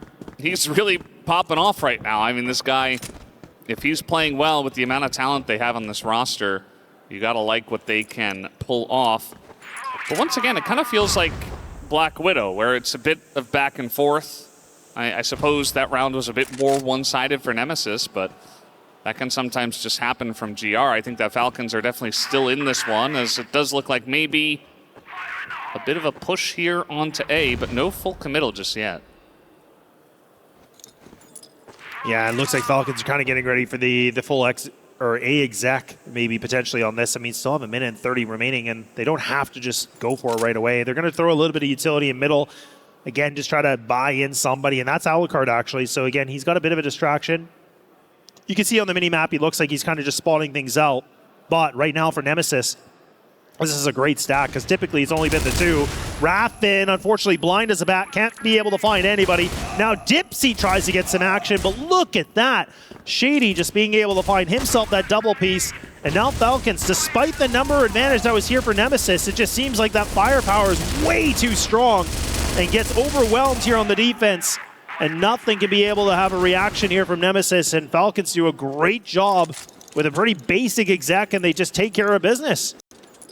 Yeah, really fantastic stuff from them. And again, it's back and forth and back and forth at the beginning of the Blacklist side for Falcons. Now, as long as they can maintain this composure, move over to Global Risk, and maintain their form, maybe we get a bit of a series here. I was a doubter, obviously, coming into round number 2, but they have done a fantastic job here of sticking in it. Falcons, there is so much on the line for this team, as we will get into in just a moment. But we do have some flashes coming in, reading the push. This is a 3-man push right now from Falcons. Danksy gets one, but I think man advantage here for the side of Nemesis. It's a bit like pulling teeth as they do take 2 of them down. But the slow rotation is coming in from mid. I think it's a little bit late as the fight has already gone down. The one thing is that Nemesis don't really know where the last couple of guys are. So they have the bomb down on the site and they say, well, let's try to hold our position for now. Yeah, I mean, this is kind of the guessing game, right? And this is where you want to decide, do you want to make a play or do you want to just kind of tuck in the site? It looks like, you know, Dipsy, look at that. He investigates and he's able to solve the case pretty quickly. Now Carrot by himself, he's just trying to make a bit of a play. Will not happen.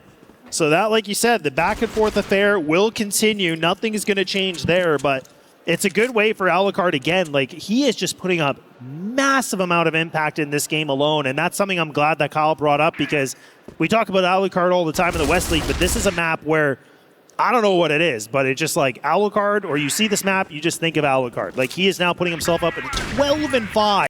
Like, look at his team. His teammates don't even have the same amount of kills to even match up to this. And now, Nemesis, they decide to get even more ultra-aggressive. They decide, you know what, look, let's just out-duel these guys. We're clearly in their heads. They're kind of overextending this push a little bit. That was crazy. If he can go quick enough, he might be able to get this big flank. He might be able to find a Badola perfect on the Spidey senses, and now realizes, okay, they're trying to crunch us. Yeah, it was a good crunch, but not hitting the shots. And I think, yes, definitely very over-aggressive, as Raffin was like, well, I ran out of bullets. Time to just peek him with my pistol here. And now they know where Beck is. They know the angle he's coming in from. Nice pop-up, though. Gets the one. And a very close situation now in the 1v1 here. Bomb down as well. I think Beck could try to reposition on it. But actually, he's just going to back away entirely and say, all right, Dola, you do whatever you want to do. I will be ready a little bit later when you eventually make your push. Honestly, I don't even mind this too, because again, this is where, you know, yeah, Beck has to kind of, you know, make a bit of a guess, but at the same breath, like, that's where Dola also, like, you still have well over a minute. It was a minute and 25 since this 1v1 has started. So for Beck, like, look what he's doing. He's clearing so much information, and he's just like, okay, I'm just going to make sure everything's cleared up. I can just get myself in a way better position. Like, Dola, it's really more of a guessing game here, because now he's kind of like, I don't know where to take this, you know, this bomb. Do I want to go A? Do I want to go B? And look at Beck. He has completely ran around the whole map, essentially, and he's been able to grab so much information. Now he realizes, okay, Dola is leaning towards this B site, so now I can just kind of get myself in the right position. Is Dola going to expect this? I don't know, but this has been really good work from Beck. I love the fact that he's just been able to try to look for as much information as possible. Now realizing, okay, bomb's already picked up. Dola does have himself in a good position, burns that smoke, and he only has an HE remaining here for the last piece of utility. Yeah, really the only issue with this is that you do give Dola the plant, but retaking this 1v1, that's totally fine. We'll see if Beck can manage it, because here comes Dola on the peak, but Beck is going to get the 1v1 win. Will pick up a big defuse, and Nemesis going into the half. They do maintain a lead here, as it's 5-4 to the side of Nemesis, as they are desperately looking to move on to the next stage here in Group B to face off against Baisha Gaming. Oof. It's not going to be an easy path for either of these teams that do make it in. But yeah, this is the replay, very close. 14 health. Beck does eventually win it. But guys, there is so much on the line for the side of Falcons. I mean, it is so close in terms of the club championship points. Our desk was already talking about it. Look at this. Team Falcons are ahead right now in AG.AL, but only by 100 points, and they desperately need to hold on to Ankara. They're doing a great job so far. They're going to tie it up with this one. But yeah, it's really between Team Falcons and AG.AL. They're fighting tooth and nail to win the club championship. Nobody really else can catch up to them. And, I mean, AG.AL, they're qualified for the top 8, right? Whereas Team Falcons are trying to barely win against Team Nemesis. Yeah, and that's where it's a good point you bring up, right? And again, the desk was really, you know, emphasizing this, is that if we see Nemesis taking down Falcons, like, those are a lot of points that are taken away from Falcons. So that is where that pressure is so high. Like, Nemesis, they have the pressure that they want to prove something, but Falcons are the ones that are, you know, the championship points and the club points, like that's the biggest thing. Like there's a bigger picture here. So that's where it makes a world of a difference. So this is where that game, you know, we talk about pressure. It's definitely on the Falcon side without a question. Yeah, I mean, there's just so much going on. I mean, there's swapping players mid-series. They desperately need some more points. They need to keep up with AG.AL. But right now, they need to keep up with Nemesis one step at a time for them. Alucard's stuck in outside of A, and it's just all Nemesis all the time right now, as Falcons can't even get out into the opening here. Carrot, nice little angle, but Alucard is still not cleared out. They finally do get him. Carrot gets another one, and all of a sudden it's a 1v1, but I don't think there's enough time. I mean, Raffin, he can play clock, and Dola doesn't really have any health. Dola just going to tap bomb, and there's just no way for him to even get that kill and get the defuse, so it was all going to go the way of Nemesis, and now they're only 4 rounds away from knocking Team Falcons out of this tournament and maybe out of that top spot of the club championship. Yeah, and that's the crazy thing. Like, that's where it's so exciting, right? When we get to these last remaining week, you know, it's just, there's so much at stake. And like you said, Falcons are just barely holding on. So that's where now, again, like them being down a round and they're down a map, let's not forget that. That's where the Falcons are going to have to do something big. And Shady's the one that's been able to make some good plays. LDX can only find the 1 kill. That bulldozer of Nemesis, they just keep on moving. They are not stopping. It looks like they're not even going to slow down at all. The brakes are not even existent right now, but Falcons do put up a little bit of a wall here. So now Nemesis have to recollect their thoughts and see what they want to do a little bit differently. And it's a 2-on-3. You have Alucard alive, you have Raffin still with some utility. A big swing here from the players. They get wounded badly. Alucard still has an opportunity, but Carrot from the top ground is going to be able to save them a little bit. And now we're back to a tie game just like that. The ping pong match continues. Yeah, and I do think that Falcons, they're just barely holding on. This one looks a lot better after the swap.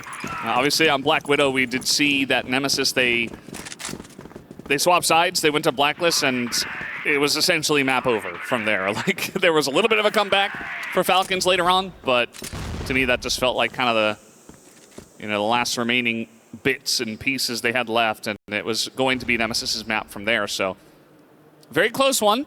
Falcons desperate at this point, as we've really hammered home at this point in time. Bit of a mid push from the side of Team Nemesis. They do want to go straight up the middle. But Carrot's been on point in the last couple of rounds, and he's the one that's actually holding that angle, so doesn't look like they will go straight into his crosshair this time, probably for the best. Only issue being, of course, that Falcons have 3 people on A. So a nice little defense for them set up on this spot. Yeah, they keep going against Shady. Like, Shady's the one player to me that I feel like on the Falcons team, like he's the one putting up the big impact. I mean, I know Carrot's been able to do some stuff as well, but I mean, he's top rank and he's really definitely put up a really good shield. So now it seems like Nemesis are going to try to do it again, a little bit stubborn. They want to see what they can be able to find. Danksy, I don't even know why you commit to that fight. Like, it just seems so ridiculous, but it goes against them. So now that advantage, it disappears. Now Nemesis have a conversation here. They have themselves still well within a minute. They don't even have to rush this plant. They could even decide to go, they could leave if they want to. They could just try to go for the duel potentially. LDX is close on by, but they will go for this plant. LDX goes for a swing. Alucard, a bit exposed on that one. And now leaving it down to Raffin here on the 1-on-2. This is going to be asking a lot. And he's trying to find this. Oh, that timing is ridiculous, Valdez. Yeah, he almost got double swang. Double swung? Double swung. The swang came out. Raffin here on the flank, and he just has no idea where they are. He gets the one, and the defuse, he's just sticking it. And he will pick it up. Goodness. 7th round here for Falcons as they get back in the lead. Such a close round that was. Raffin trying to pull off the heroics, but it is LDX, the last-minute sub, that comes in and secures the round. Yeah, it's just so unfortunate because that's such a tough position, right? Again, I'm just curious about, that C4 placement, because if it would have been a little bit different, yeah, he could have probably been able to pick them apart there, but it was already that diffuse as well halfway through. So really good communication from Falcons, just saying, look, stick it. You have to stick it. Like, that is the play. I'll play main. Like, he's close on by, but whew, what a way to get it. I don't think we had a Ninja Diffuse yet. I think that's our first one, if I'm not mistaken. I think we've had a couple attempts, but none that have actually worked out yet. I like it. Yep, nothing like that. Now Dola picks up the kill in the air duct. We have the flash coming in, but LDX is waiting. They had a double stack here, and Nemesis kind of just runs straight into it. And that's going to be the end of that. Dipsy, a little bit of a desperate repeat, trying to get the pick off, and it is not going to happen. And now we have Alucard trying to do some solo heroics. He's going to go underneath, and he runs straight in LDX, wins that fight. And now the snipe not going to get Carrot. And Alucard is all alone here in the 1v3. Will pick up this plant, but it is not looking easy for him. No, and this is where he has to make a play, right? He can't just sit back. He has to be able to find a kill quickly.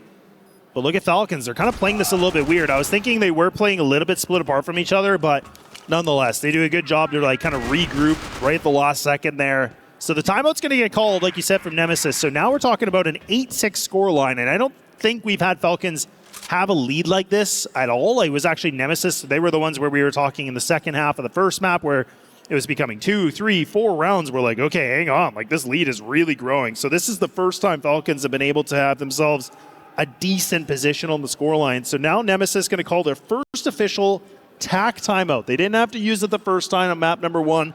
They use it here and now, kind of just, again, allow Coach Kevin to be able to talk things through, because it feels like Nemesis are not, you know, losing rounds in a unconvincing way. Like, it still seems to be a bit grindy where it sounds like 2v2s or like a 1v2, 1v3 maybe. So it's not terrible, but there is just some mistakes happening. And I don't know if I agree with these A hits anymore. Like, I think that Shady is doing a great job being an anchor. Like, I think it's one of those things where you go, look, avoid it. Like, you have to get away from Shady. Don't let him get in these positions to frag you guys out. Put him in those retake positions, because that's when they've been able to succeed, right? Yes, Carrot has been a problem too, but I definitely feel like Shady is to me the MVP on the Falcon squad in this entire series so far. Yeah, he definitely is, and I think they tried to do a little bit over outside the office, but there was a double stack there actually, just sitting in the smoke.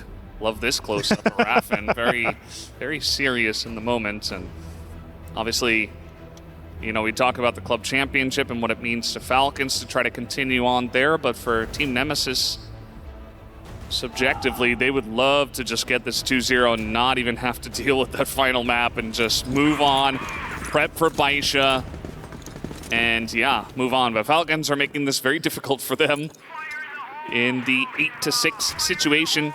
This is the most rounds they have gotten, tied for their 8-10 loss against Na'Vi in the first best of 3, or in the first best of 3 they played. That was on Black Widow. As okay, just gonna swing directly through mid, straight into Alucard. Dipsy are waiting. A couple of headshots for Dipsy. They're gonna make quick work of that one. And the tap pause is working out so far. It's nearly flawless from Nemesis as they stop that aggression in its tracks. Look, I mean, this is the thing that I absolutely love, right? Like, when we get to see teams like call the TAC timeout, and like when they go into that next following round after the TAC and they win it like that, that's a flawless round where I think only one player, if I was not mistaken, like only took a little bit of damage. So like they came in, Coach Kevin said, do this. Like, we are not doing this plan to what we need to do, and look at how easy to make, you know, work out of it. So I love the fact that we get to see that where a team just utilizes their TAC, and it looks like, again, Nemesis just get a bit of, you know, breathing room and they can just play their game. Yeah, and there was a lot of action outside of A, so Nemesis say, well, we can probably just push into B. They got to clear out LDX, though, on the back of this. Okay, it's just going to be a 1-for-1, not bad. And Nemesis, they say, well, there's not a lot of defense around the middle of the map, and Falcons get aggressive once again, but not in the right spot. As this plant is coming down pretty late, the wraparound has already come in from the side of Falcons. And he just goes up and goes for the kill. And now swinging into 2 is Comics. He's going to go down. I don't understand why they did that. Like, they had the smoke in place, and Alucard, I thought he was intentionally going for the wide open plant so that they could just make sure they can go for it. But it's not a bad position that they go for this plant, but man, oh man, okay. Look, it still works out. Now we're back to an equal footing of a 2-2, but now this is where, again, Alucard's getting caught here. His heals are just getting tapped away, and Raffin needs to be able to find something that's rightful. He's just trying to spam, but he's running out of bullets. This is getting a little bit dangerous, and both these Falcon players go for the swing, and they utilize the numbers. And now Falcons have put themselves on a map point against Nemesis to stay alive potentially in this series. It's crazy what a story this is for Falcons if they hold on by a thread and even potentially win this series with the hero resub of LDX. I mean, obviously, it's not their series just yet, but 9-7 makes you think they're looking good here on Ankara to bring us to new compound for the decider, as we saw multiple moments there for Team Nemesis that weren't very solid. I do think they are kind of falling apart at the seams here a little bit as it gets to the end of this map. But let's see if they can try to pull this one back. Might just be a 10-7 the opposite way, though, if Falcons can hold on. And you talked about pushing into Shady. Shady is not holding A at the moment, although we do have the re-rotation coming in here, actually. Shady just going to hold spawn, and they do have 3 people on A at the moment. But no committal just yet from the side of Team Nemesis. Do they just go right down the middle of the map once again? Yeah, they're really starting to hesitate a little bit, you can see, right? Because now they're just trying to throw some nades, see if they can do any sort of damage. But I don't mind this play because, again, they haven't really done something like this yet. So they have the lineups. You can see Dipsy and Alucard getting ready to throw the utility. Yeah, Shady is close on by. He's going to get some information. You can see him just absolutely communicating. And now he's just trying to tap away. He gets removed. So now Raffin being able to find the first opening duel. That might create a little bit of an opening here. And actually, Comics unfortunately gets timinged, and Beck able to find that instant trade. Alucard, are you kidding me? He's able to find that quick little bit of a flick. And now leaving it to Dola and Kara by themselves. And Alucard still hunting for more, playing that top position. But let's not forget, these guys are wounded on Nemesis right now. Yeah, they definitely are. And Carrot here on the sniper, not the best position for him. Maybe he's got to pull out that pistol as Dola pushing up. He's spotted Dipsy, but Dipsy goes big, gets that headshot, and keeps this interesting. Carrot, he's going to get the one, but the triple swing. Nice timing there from Team Nemesis. They know exactly where he is. They handle it very nicely under pressure. 8-9. And now they're one away from bringing us into extra rounds. Yeah, that was a really good little bit of teamwork again from Nemesis. Again, you know, we've been critiquing a lot of these teams where they're just doing these like random one-man pushes and just making 1v1s when they shouldn't. But like Nemesis were like, nope, everybody swing same time right there. That's a perfect replay. You just get to see them just, again, swing at the same time. There's no way he's going to be able to win that. So now, like you said, 1 round of a differential. We either go to overtime, or we're going to have Falcons being able to push this thing to new compound guaranteed. So for Nemesis, they were having themselves a lead, then they kind of fell off, and now they seem like they've getting a little bit more than warmed up right now. That fire is starting to burn. But we'll see if it can be able to burn more here, as they just need this last round to push things over the edge for an overtime. And a bit of a same setup that we're seeing from Falcons. Triple and A just leaving the 1 in mid, anchoring B by themselves for LDX here. And Nemesis just taking their time. They have Dipsy just trying to lurk as much as possible. Rotate's already starting to commence here from the defensive side. So. Yeah, they do have the 3 people on B. As we can see at this moment, office just being cleared out for the moment. As Nemesis are really taking their time and making Falcons sweat. Oh, Carrot misses that one. Dipsy lurking in the middle of the map. He gets the one, and now he's pushing. Yeah, LDX is underneath here, kind of isolated. He's going for the chase just because he doesn't want to get timing. Does Raffin going to get 1? That's 2 for 0. Make it 3 as they open up the B side. Dipsy gets a ton of damage on a Shady. This is looking rough for Falcons. I don't know if they can pull out a win here. They're looking like it's going to go to extra time. Oh, he's as so blind. Oh, he's right there! Right next to each other! And Raffin somehow wins it. Shady on 8 health gets taken out to a headshot nonetheless. Oh. And we are going to extra rounds. I want to just see Raffin's face. You can just see he's kind of like, whoo, boy, okay. He was so blind. You could tell he wanted to make the play. He's like, hey, I'm going to just try to find a strangler. I'm going to see if I can get the timing. That flash lands right in front of him. Like the pin hits his tooth, and then the guy's right in front of him. He's like, whoa, okay, peekaboo, there you are. And yeah, great work from Nemesis being able to bring this thing back. I mean, it was a big deficit. Falcons now another mental hurdle that they have to go through. They had this lead, and now they kind of, again, let it slip through their fingers, and we're at a little bit of a reset. Now we get to see Falcons being back on the blacklist side, and you get to see Nemesis. They're going to try to get really aggressive. They want to try to make a bit of a statement here in this opening round in the overtime. And now Falcons are going to just try to get some hotel control. They're going to try to fight for some map control as much as they can. but it's all for naught. Look at what we're seeing from Nemesis. They already have the repositions already commencing, so they are just actively on their feet. Yeah, Nemesis feel like they're the ones that have the momentum right now. They're just playing a little bit better CROSSFIRE, and when I say a little bit, I mean it's so close between these two teams. And Dipsy's not going to hit that shot. It's here on the sniper. Comics underneath, not going to get it. Danksy nice on the entry. As now they're being pulled apart one by one. And that is a 5-for-0. Easy pickings for Falcons. As they must be sweating, trying desperately to force a third map. Yeah, it's really unfortunate too, because again, Dipsy is one of those players. He absolutely is a perfect hybrid player. Like, he's one of those guys you can rely on him to be on the sniper, and you can rely on him heavily to be a good rifling player. And I think when he's not feeling one, he's going to do the other. Unfortunately, there he missed 2 shots that arguably you probably could have gotten, but it was tough though. Falcons did a great job just kind of evading those bullets, but that just allowed them to get so much control, and then that just overwhelmed him and Comics, and that's where everything just started timbering down right away. So now Falcons right back into 10th round for them. They get the opening round in this overtime. We'll see if they want to make work of it. And now the nades galore. It is a full execute. Rappin again blind. He can't seem to find anything. He is blind as a bat. And now it just seems that the defense once again is showing weaknesses, and that armor is not going to be strong. And everybody is just dropping, leaving it just down to Beck and Alucard. The two guys that have been able to put up some very good numbers so far in this series are tasked with a difficult 2v4.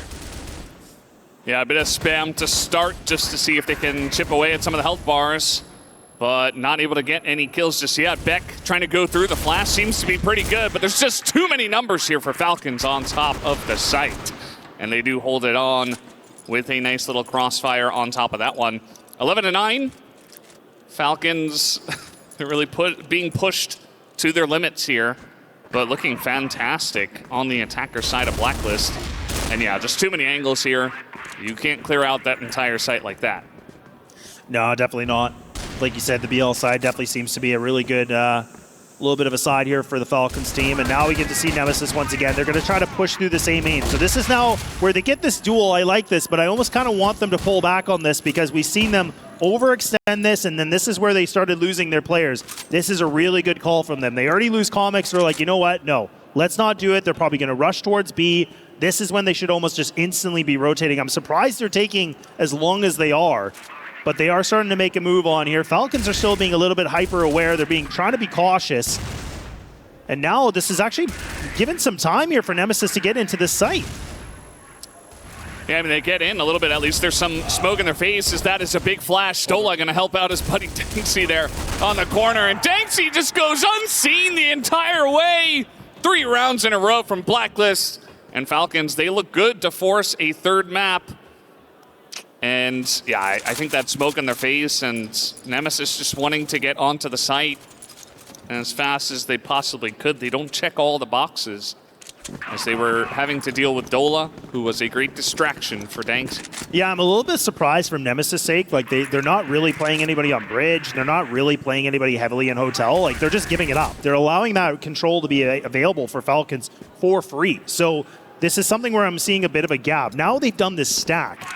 And I mean, I get it. They've lost B 2 times in a row, but I mean, again, do you think Falcons are going to try to go for it for a third time? I mean, I know people say third time's the charm, but my goodness, that'd be just absolutely filthy. But we'll have to wait and see. But either way, I mean, this has been, you know, a little bit of a tough one. But either way, now Nemesis back in the position where they need to just climb themselves back into this. They have to get 3 rounds in a row, and that's where we talk about golden round. And so we've already seen one West team do it. Maybe we see it again. Yeah, I mean, anything is possible. This has been such a close Ankara.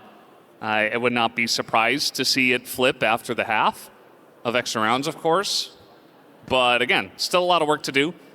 And Falcons have stacked this B site, as you mentioned. We do have Nemesis running straight into them, potentially. We do have Alucard who's going to pick up the bomb, and here comes the slow push. Let's see how much utility they throw in here, because Dola's looking right here, and he's got the hot hand right now. As the flashes do come in, Dola not really cleared out. They're going to go in, go out, as Comics does get the 1 on an LDX. But Dola's still here. Beck is able to distract him, but Dola gets the 1 kill, picks up 2. And Shady holds down the back corner, and it's all up to Comics to keep this alive. Gets the 1, picks up the bomb, and he has not been the guy who has been fragging out today. But they need him now desperately, as he is... Oh, he's going to find Carrot and just run away. Oh, no, they're going to run into each other. Okay, never mind. I was going to say, wow, they're just going to go right back into each other. But Comics actually realizing he still has a little bit of time. He doesn't have a ton, right? I mean, we got 30 seconds, so this is where he has to make sure he doesn't get kind of laser focused where he lose sight of this. But he's thinking that Carrot's going to try to be aggressive and look for information. But now Comics realizes, okay, look, I got to go somewhere. Carrot loves this spot. I swear, he's always in this position. So now Comics has to get a move on. Needs to be very careful about this plant position, because if he goes for the front, that's just going to be an easy kill here.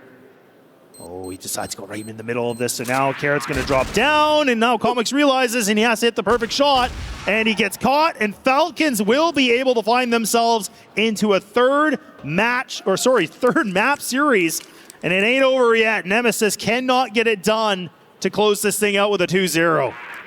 Yeah, just not meant to be. We will have new compounds as Falcons hang on to the club championship life and their life in the series. And at CROSSFIRE, LDX comes in and they begin to perform just a little bit better. And that's really all they needed. I mean, it was very close. Outside of, Nemesis controlling a lot of the Blacklist side of Black Widow, this has been a very back and forth series so far, as you can see reflected in the series score of 1-1. We do have a series on our hands here, as Team Falcons hanging on by a thread. They do make it through the extra rounds, and they will make it onto new compound, as we're going to head over to the desk in just a moment.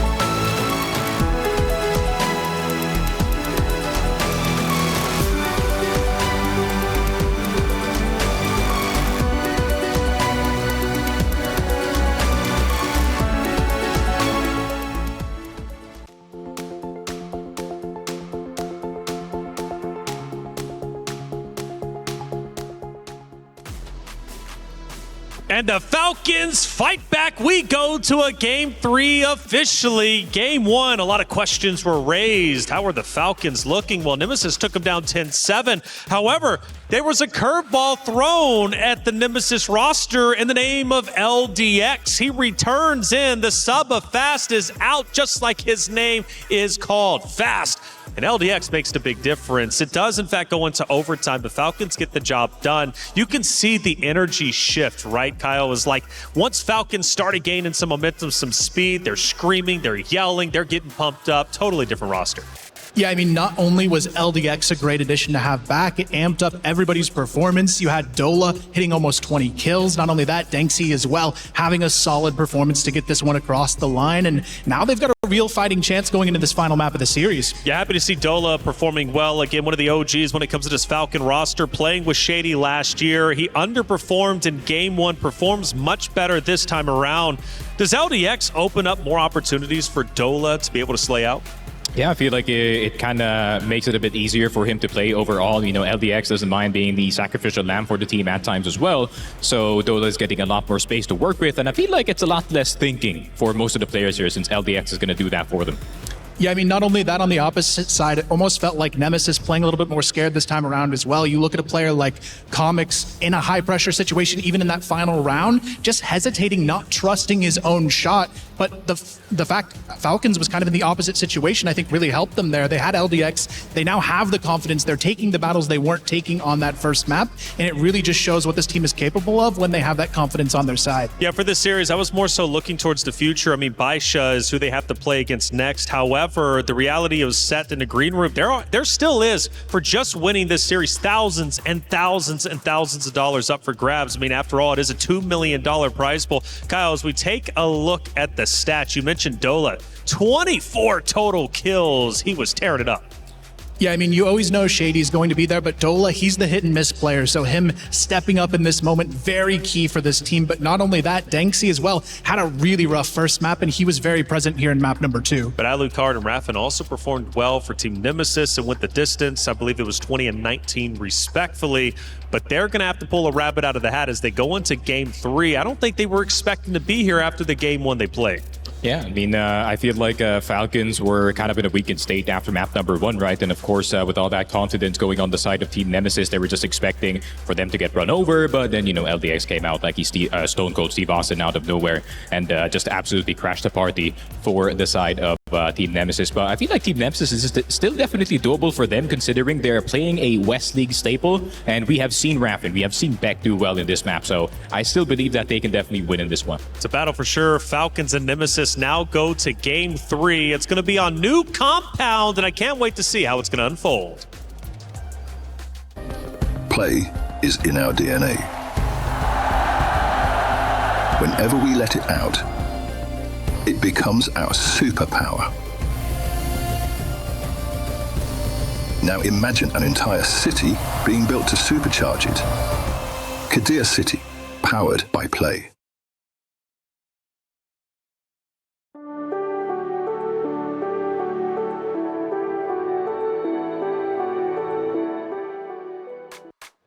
Falcons and Nemesis now moving to map number 3. It comes down to this. When you move forward to play against Baisha, lose, you are out of the tournament. Your key is crushed, and you're sent packing home. Now, when we think about Nemesis, they played against Rock on the B stream. It was a great series, and we heard in the interview that they were incredibly proud how they played. New Compound was one of the maps. They lost 6-10. I still view that as a great performance against a high-caliber team such as Rock. Yeah, it's definitely not a bad performance by any means, and historically this is a great map for the West League teams they're going into. So looking at a player like Alucard, who's been playing confidently all throughout this series, I still think they have a really good chance of taking this one away. What about Falcons, though, on New Compound? How are we thinking their chances are going to be with the star-studded roster that they have? I think they're going to have a fine chance. I wouldn't say it's really, them leading the charge and getting all that momentum for New Compound, right? Because this is the map to stop one of those, faster teams from doing so. It's a lot more cutthroat when it comes to duels, and it's a lot more, let's say, GR-sided, which is going to be a big advantage here because Raffin has been doing really well on the GR side as well as Alucard. It just has to be the other members stepping up to the plate, because if it's only those two, they're going to be in trouble because there's two sides on the map. 100%. This is a really defensive-sided map, and I think that's where Nemesis is going to shine here in this series. They haven't been quite as strong when it comes to their attacks here. They're a little bit more hesitant than what we've seen from Falcons, so I feel like Compound is the perfect map for them to have a little bit more stability. And then on the BL side, it's also a map where you can play a little bit more loose. You don't have to have those defined structures like some teams would need in this situation. We know Shady's going to perform well, as we said. Nice to see Dola stepping it up. Carrot, though, that was the main focal point for Team Nemesis. Is he still going to be a focal point going into New Compound? I feel like he's definitely going to be a focal point, especially knowing how important he is when it comes to defense, when it comes to the having that occasional aggression at that time, and especially when it comes to New Compound, especially in the container mid fights, you're going to need to do that from time to time to keep the enemy on their toes. I'm feeling Falcons here, Kyle. What about you? I feel like Nemesis has this. They've got the firepower on their team. They've looked a little bit more consistent, I would say, throughout this entire series, and I think they'll take it away. All right, Nemesis or Falcons, who do you got out there in the chat? Either way, it's up to them to decide who moves forward, who gets their key crushed. It comes down to a Game 3 in our final series of the day. We head into New Compound. It's Falcons versus Nemesis. Thank you so much, guys, for that breakdown, and, don't ask me that question. I have no idea who is going to win this map. It could easily be Falcons. It could easily be Team Nemesis. I think that it really just comes down to who's got the better play. Nice little boost here. Shady looking for an angle right down the middle, but not going to see too much pressure in there from the side of Nemesis. But yeah, I don't know. It's rough. Black Widow looked slightly better for Nemesis, and Ankara looked slightly better for Falcons. I mean, you could say that with the addition of LDX coming in, they look like a better team, and maybe they have that momentum behind them after winning map 2, but New Compound, a totally different situation. Yeah, it really is, right? And now it's just being that reset, just like one map remaining, and it's like, you know, the desk really emphasized this is like, look, loser is going to get their key crushed, and that's it. So we'll have to see. Now, I do agree with Kyle. I'm leaning on Nemesis still, like if I had to pick a team, but Falcons, you know, the fact that we're able to persevere through that, we'll have to wait and see. Now the execute's coming in. Nemesis, they're not going to mess around. They're going to go through this B site. Danksy's trying his best, but he can't seem to find more than one, and look at that. Nemesis are able to just sweep the floor. They get themselves in this site, winning duel after duel, now leaving it down to LDX by himself on a 1-on-3, and there's still utility available, so Raffin actually could re-smoke this, so LDX has to find the perfect timing to slip through this before getting seen. Yeah, not going to be easy, of course, to retake the B-side by yourself through smoke against 3, but nice try from LDX. Raffin, some really nice tap headshots in that round. And even from the Blacklist side, it does look good for Nemesis so far. And I feel like also Falcons had a pretty good setup on the B site. I don't feel like they weren't ready for that push. Just came down to a really nice entry here from the side of Nemesis. And you can see that Falcons trying to get ahead of this push this time. They move heavily into pillars. This is something we see pretty often from our global risk side teams, just to try to, you know, go out there as a team, leave a couple of guys, maybe even just one, and try to get a sense of where they're pushing. As we can see, though, Nemesis have read this pressure, and they're looking to push into A at the moment, as a lot of flashes are coming out here. Push is a bit delayed, but they're still going to make their way onto the site. Couple of kills come in, and Alucard's just winning by himself in mid. He's taking everybody down by himself. And now it's just LDX and Danksy, but they are late to the party, as the plant doesn't even, it's not even necessary. Nemesis, very strong second round on top of it. Yeah, that was such a weird round, right? I mean, I was kind of looking a little bit awkward. I was thinking Nemesis, they got spotted along A. I was thinking maybe they were going to pull back on it, but they decide, no, let's just commit to it. And with the new update, obviously, on this map, there is that little bit of a window that you can still spam some nades through and some flashes, so you can see Beck was just trying to get everything in there. And yeah, Falcons, I think they were caught a little bit exposed, so that flash actually lands really, really well. And now Nemesis, again, just taking a 2-round lead pretty convincingly. Like, these rounds have not been close. Like, Nemesis have really started making a bit of a statement on this attacking side. So this boost from Shady, is it actually going to pan out? It does. Gets a good opening duel. Now they can pull back. This is exactly what you need to do. Now this is going to put Nemesis way more in a position where they have to figure out how do they get back in the driving seat. Yeah, like Comics' reaction, he's like, wait, is that a guy on like, is he there on the yeah, he is. Shady also a little bit delayed on the reaction, but gets him on the repeak, so if it works, it works. And yeah, that's going to be a good start, but LDX is going to lose the 1v1 versus Beck, and that gives another opportunity here to the side of Nemesis. You really don't want to fall behind early in these rounds from the Blacklist side. You want to get the first kills, or you want it to just be 5v5 and just go for a big push on a one site. That's where we see the success come from the Blacklist side, if they're going to have it. Or just, you know, Alucard go kill and get 2 kills in mid. That works too. They are going to push now 4v4 in towards the B sites. Nice little setup so far, though, from the side of Falcons, as Dipsy just tries to force his way in early. It does not work, and the rest of the push will come in. Carrot isolated but not taken down for too long, as Danksy gets value. Beck is sniping big time on the top here, as Alucard kind of missing him, and that is going to be Carrot picking up 2 in the servers. It gets very, very close, as Beck looking for the 1v1 here. He's been good on the sniper so far. He's hiding behind the pipes, behind the railing here. He's just going to hold the angle. He says, I got 30 seconds. And right as I say that, he goes off the angle. But he is going to pick up the bomb and plant it. Yeah, and I mean, honestly, like, Beck is definitely somebody that could be a really strong sniper player, too. So you don't get to see it very often, but when he does, like, when he's feeling it, he's feeling it. So now he gets this plant, buys him a bit more time, and now puts a lot more pressure for Shady to have to make the play. And again, this is a tough one because Beck's been able to put up some good numbers. Shady has been able to have himself really good performances. Beck, oh, that position, he misses the shot. Gets another chance at this. He's just throwing as much utility as possible. But Shady actually comes in with the pistol. And again, I kind of question that from Beck because he knew he was close. I feel like the pistol would have been better to go for that. But again, you're going split-second decision-making, so he thought he could get the better of it. But Falcons, they get around, but man, it goes right down to the wire for a 1v1. Yeah, it might have just come down to the fact that Beck was definitely feeling the snipes in that round, right? I think he got 2 or 3 in that round alone, just on the sniper on the attack. So good stuff. And speaking on the attack, that's 2 kills to Dipsy with the pistol. Dola gets taken down in the end, and you know where Carrot is. He's in the corner. Beck dealing with LDX. He's not going to win that fight. And, I mean, they've been able to group up, actually, the 2 of them here, as they do move over towards B. LDX has it all to do as the plant already comes down. Very nice early timing from Alucard, but a nice push in already from LDX through the smoke, as he's not going to hit that shot. And he's just holed up here in the servers, hoping that Alucard peeks him. But Alucard, all he's got to do essentially is hide and allow Dipsy to come in and try to go for the double peek. But LDX pushes aggressively, gets the pick.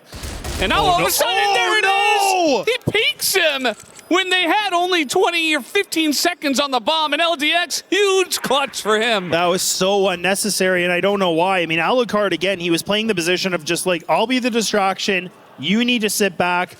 Let us just see what happens. And as soon as Alucard went down, Dipsy should never have been peeking. He knew that he had to go for the defuse. He could have at least buyed like a little couple extra seconds, but yeah, that's just a bit of a misplay. This is, yeah, just really bad timing. And he even had the best spot because they planted right in that corner. He had the full sight, so I think the nerves just got a little bit better for Dipsy there, and he just wanted to get frag hungry, but that's where, again, these mistakes are starting to happen. Carrot now, he gets activated. He's able to find himself a great opener.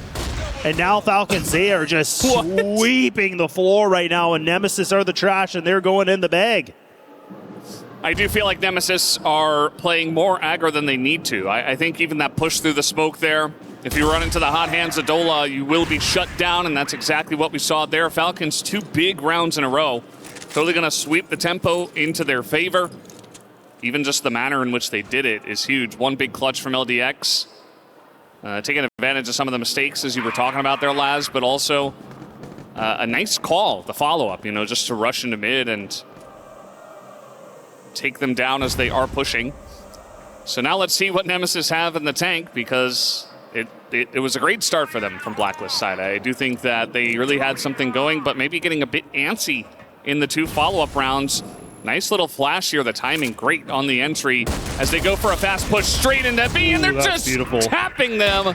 Beautiful stuff. Dola and LDX at least got some back, but they're already on the B site here. Yeah, things are getting loud here in the arena. I love it. So now 3-on-2 advantage. Nemesis are going to get this plant, leaving it just for Dola and Carrot now, the last 2 remaining players. We'll have to see what they're going to be able to do with this. Again, they have 1 PC utility each. Beck might be able to find the timing of this, and he does. Perfectly done. So now Dola, even more of a tough task, and you can see he's kind of wondering, hey, like, do I need to go through main? Do I need to clear things out? Beck is doing such a great job of being a nuisance. He's just being that itch, and Dola can't seem to figure out how to get rid of this little bit of an itch right now, and Beck should be able to get it done, and indeed he does. So Nemesis, bring it back in. The back and forth affair continues. Nothing has changed as we got to map 3. Yeah, again, don't ask me to predict who's going to win this. I'd rather be surprised at this point. Both these teams are playing really to the top-notch level. And, yeah, very nicely done by Beck to handle that situation. It was already going to be a hard situation for Falcons, even if it was just a 2-on-2, but Beck in that middle position, they just couldn't root him out. They could not figure out a way to handle it.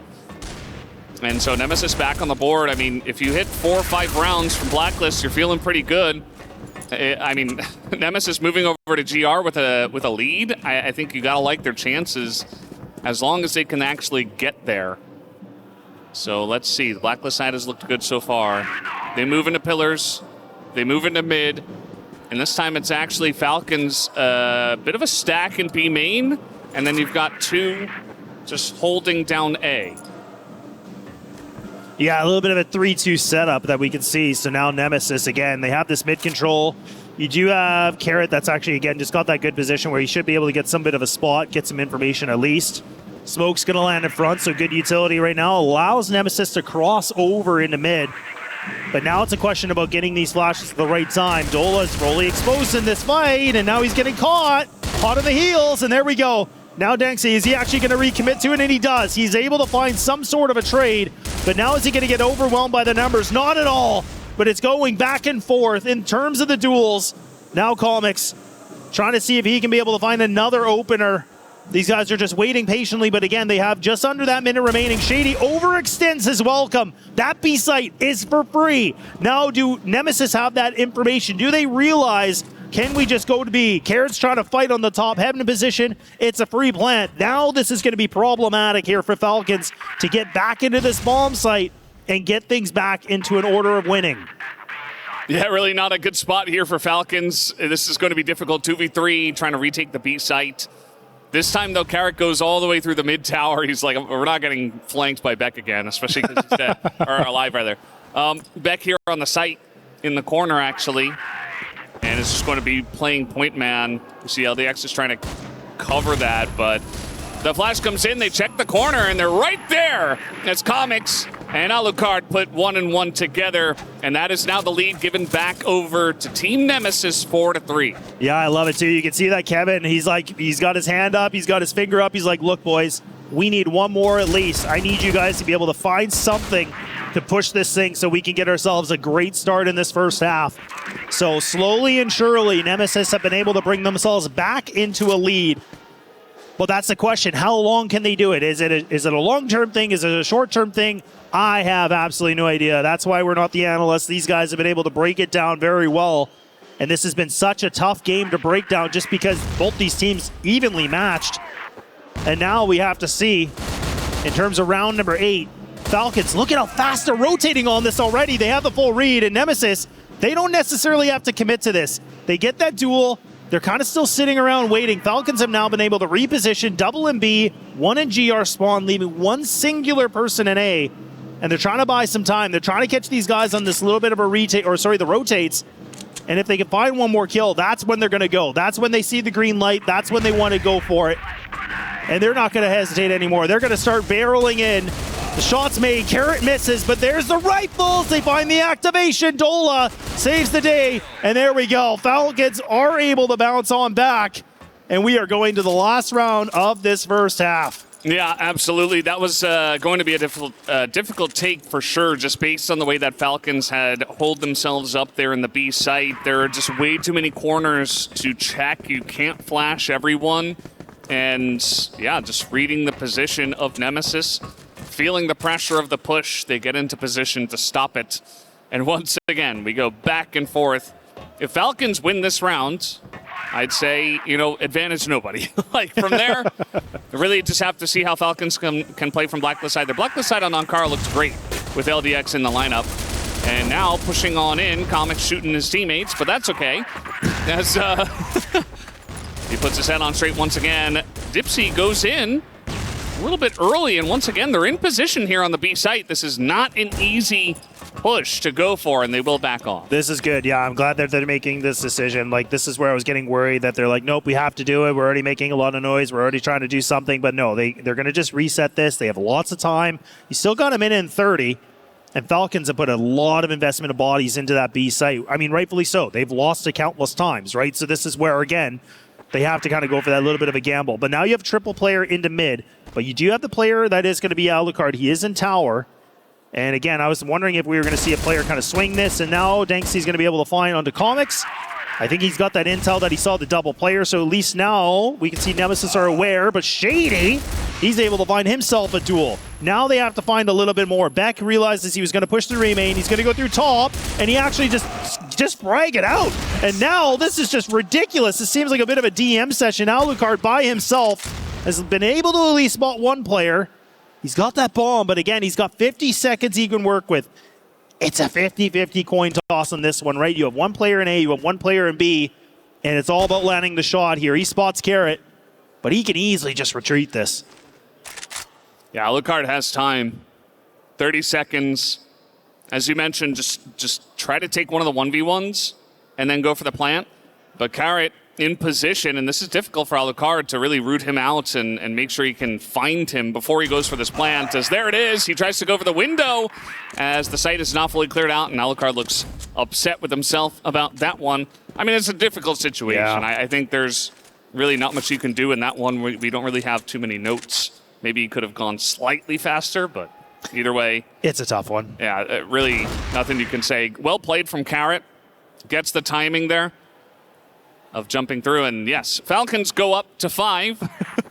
And as I said, again, I still can't call it from here. Nope. Me neither. Yeah, it's not convincing, right? I mean, yeah, Falcons have got themselves a couple rounds in a row, but it's not like, again, it's not like a big lead. It's not like it's really been the determining factor in this entire series, right? Both these teams have proven they can go toe-to-toe.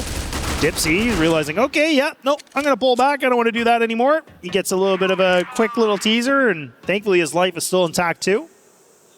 And now Falcons, tiny little bit of damage against them. Raffin trying to go for a bit of a peek by himself. Ooh, he's trying to time this because he saw the utility flying. Not bad at all. And he does find himself that second. Gets himself a little bit of revenge. And look at that. Nemesis are just loading up. The kill feed is just showing blue. And now it's all just Falcons here with what is that? 1 HP? I was going to say he doesn't have a whole lot to work with, and he's going to be gone. Nemesis respond back in the same fashion we've seen from the last 2 maps.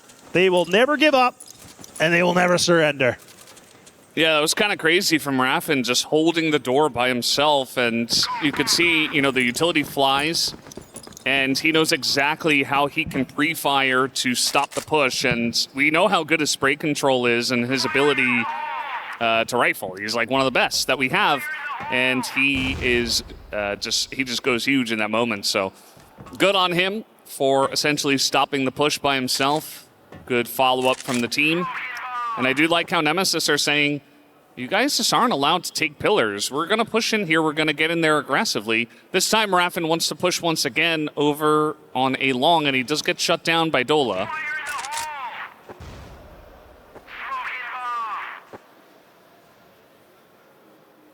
Yeah, now being down the player, this is where Nemesis, again, you have to make a decision of, do you just want to maintain this position where you see comics and also for Dipsy, or do you want to kind of go back into the very hard defensive setup? But I don't mind the fact they're playing this because, again, Falcons might not expect this. They might not expect that aggression, but it's a little risky, right? I mean, that you're kind of essentially rolling the dice in some degree, and Comics absolutely needs to find this kill, and he does.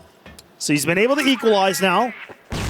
How do Nemesis want to respond to this? Because they can either pull back or they can commit, and it just does seem like they want to just go back to a defensive setup. A little bit of a switcheroo on the guns. Danksy gets aggressive by himself. I don't know what he was thinking. He thought maybe he could get the timing of it. So now Falcons.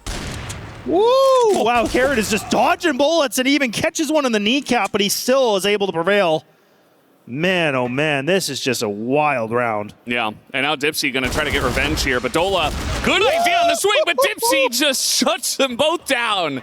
And Dipsy has been a bit of a wild card. This time he rolls big as he does get 2 of the kills. Now Shady by himself. Nice headshot. Going to make this a 1v2. And still a bit of time for him to rotate out. Unfortunately, though, with that amount of time that he has, I think this might be a bit obvious where he goes. 20 seconds left. And yeah, slowly but surely Nemesis get the feeling that, hey, he has rotated over towards A. Of course, they're going to wait for the plant here. And once that comes in, they will move out. Still advantage to Team Nemesis here in the 2v1. Very common spot for Shady to play up in the window. Let's see if they try to double swing it, as he's going to get ahead of it, but Beck does shut it down, and he is looking in the right direction. That's 2 in a row now for Team Nemesis. Wow, and that's really good. I'm glad you bring that up, because it's like, look, they could just double swing this, or they could easily put one on the top, one on the bottom, and if they would have done that split, Shady would have been in a great position. That would have been a power position, in my opinion. So honestly, the fact that they did commit the double swing like that, that was perfect, because Shady was in such a strong post-plant position. But man, oh man, this game is absolutely, this series is delivered. I mean, this is the thing. Like, you look at these score lines, and yeah, they paint somewhat of a picture, but if you've been able to watch this whole thing, like, you can just tell that it's not been convincing, to say the least. Like, this has been a grindy best of 3, right? And this is where it just definitely feels like it's going toe-to-toe, and both these teams are just throwing everything they have at it. So you absolutely love to see it. And like you talked about, winner of this matchup is going to go against Baisha, which is not going to be an easy feat. So, that's a lot. That's a tough pill to swallow. Oh, nice shot here from Alucard, and he gets away. 4 health is enough for a sniper. as he'll try to maintain that spot. Comics has gone back to the snipe, but he's not going to get the quick scope, and a nade takes out Alucard, so apparently not enough HP.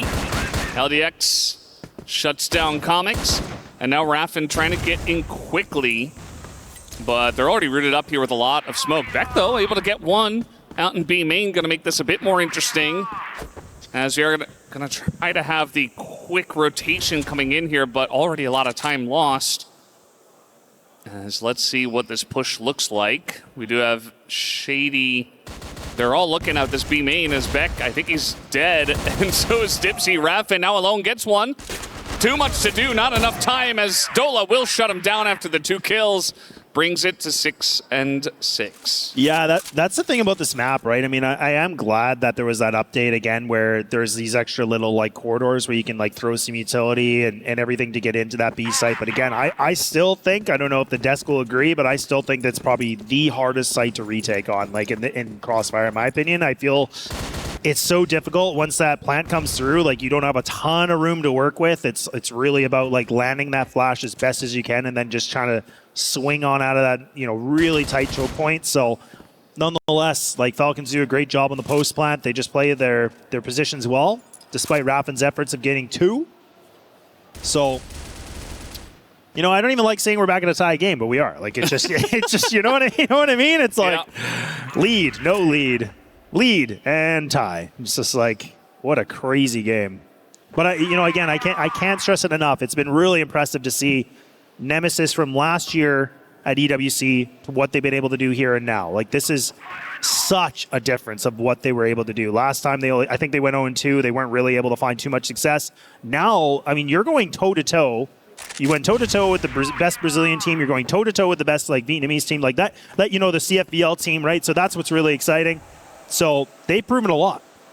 Yeah, they absolutely have. I think that's for sure. I do think that Falcons, so much for them to do, and you can feel the pressure of an entire organization on their shoulders just watching CROSSFIRE, desperate for them to get the victory, just to pull across the line and try to win the club championship, which we have gone over many a time. As now they push in onto the B site. It looks like one guy isolated here. They're going to take him down. Comics also taken out in spawn. And that's the B site essentially for free. A bit of damage as Raffin's like, I'm going to make quick work of this. Nice snipe from Alucard, but it's traded back immediately.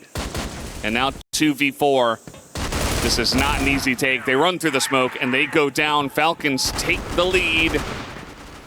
And it feels like a little bit of momentum going their way now. Yeah, I think Falcons are starting to get a good read on this. And if I'm not mistaken, I'm pretty sure both these teams, maybe just Nemesis, I think they've already burned their timeout. So I was going to say this would have been a good moment for them to... Oh, just kidding. I'm wrong.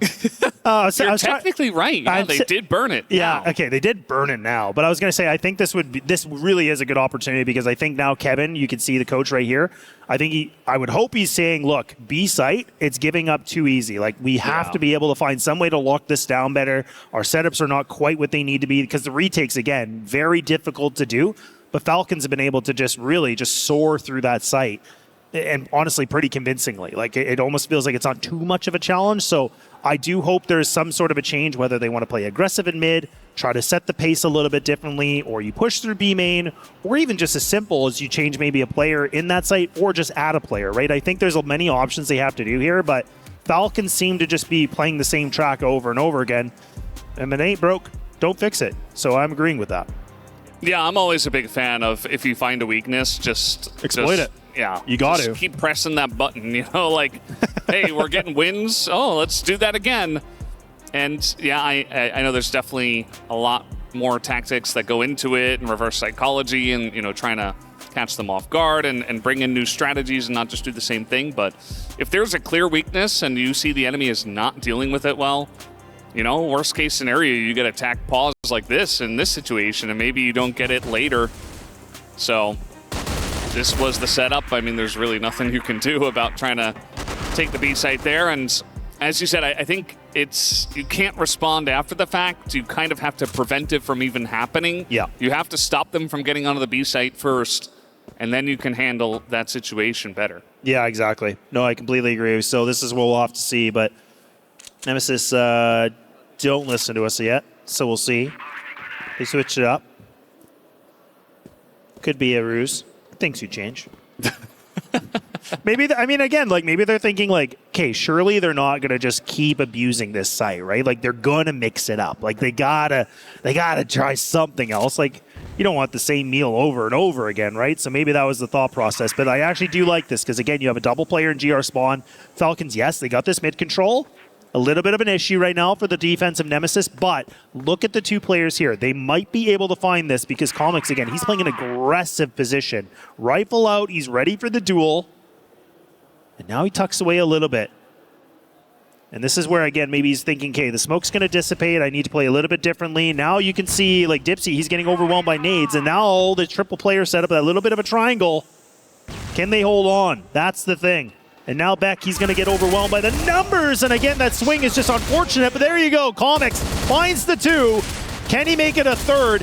Dipsy's trying everything, but it's just Falcons being able to prevail, just winning every single duel in the path. And now only two needed, and they've got themselves alive, and they continue on. That is a gigantic round to continue your momentum. The tack pause does nothing. As you were mentioning it, the setup there, they're at least able to get some early kills as the push is coming in, but it just feels like they're not respecting this B push just yet. They have not found a good answer to it. Now they're going to try to get aggressive and get ahead of it. Again, this is some way to prevent it, but it's a bit of a risk as well because they're going very aggressive here. They push in mid to pillars, and this is what they were doing early on, taking pillars control and moving from there. I liked it, but they have certainly moved away from that strategy, which we have talked about quite a lot. And so Falcons, they just wait. They wait for the pressure, and I think they'll go for a later push and say, you know, you can't just hold pillars forever, and maybe we just go B again. So let's see what they decide to eventually go for here. Yeah, and both teams actually throwing smokes at the exact same time, so it's going to actually block off mid just a little bit longer here too. But look at Falcons grouped up. And I mean, the four of them together for long A, they're going to be able to find Alucard. That is just such a duel. You cannot give up. And unfortunately, he was not expecting to see that many numbers. Now Nemesis, can they hold on? Can that defense do something? Dipsy gets overwhelmed from behind and now gets backstabbed. But look at that. The rifles still singing a little bit of a lullaby. This thing is still open for a 2v2. Carrot now by himself. Arguably one of the strongest players on this Falcons team in a clutch situation with the C4 in hand. And now Nemesis, two alive. They have themselves a site, but Carrot has lots of time that he can work with to find some kind of space and maybe for Nemesis to make a mistake. Carrot, sometimes he comes up big. He's been a real steady player for them, and they need this right now. If they could get to 9-6, I think Falcons can close it out. But if this goes 8-7, still anybody's map. And with this C4 in hand, he will go all the way over to B. And I feel like that's going to be a nice spot for him to try to hold it. He does have, I believe, a smoke in hand. So there is a way for him to get the free plant into throwing up a smoke and trying to desperately hold on here in the 1v2. As he's going to plant here in this corner. And let's see how he is going to defend here in servers. Oh, it is just a flash. It's a flash. Oh, and he's actually going to swing this. Oh my goodness, he goes for the fight too. That confidence. He knows he can outduel them, and now Comics is able to land the shot mid-air. The guy that's been quiet, somebody that hasn't been able to put up the biggest numbers from this team. The young guy, the new guy, he is able to pull up a clutch, and that lifeline is still a little bit intact here for Nemesis. And Falcons, they are going to be kicking themselves in that kind of a situation. Carrot almost felt like he had it convincingly. But man, oh man, this thing ain't over yet. A one-round affair still. Yeah, still anybody's map, as I said. Look at this shot. Ooh. I mean, he knows he's posted up in that corner, right? So he can just hold that line, but still, super clutch from him. As we do have Raffin real close, right up against the boxes, just going to be spammed down. Has a little bit of support. Oh my goodness. And Beck goes down. He's able to get away. So a bit of a one-for-one trade, has the slight health advantage. And I feel like this is going to favor Nemesis just a little bit from the GR side, but let's see how it is going to go. But yeah, Carrot was so close to just getting them across the line and just pulling so much weight and relief off of the shoulders of this team. Stola going to take down Raph, and he was the weaker member. Looks like he peaked somewhere in mid and went down to Dola, who was in the tower. So that's advantage now to Falcons once again. Dipsy's actually got himself the TRG as well, so this is a little bit of that switch up I talked about where he likes to be that hybrid player. This is where he's getting a little aggressive, but he's going to have to be careful, and actually he misses that shot, but will able to be the rebound. It does escape. Oh my goodness, I can't believe it. Dola's so close.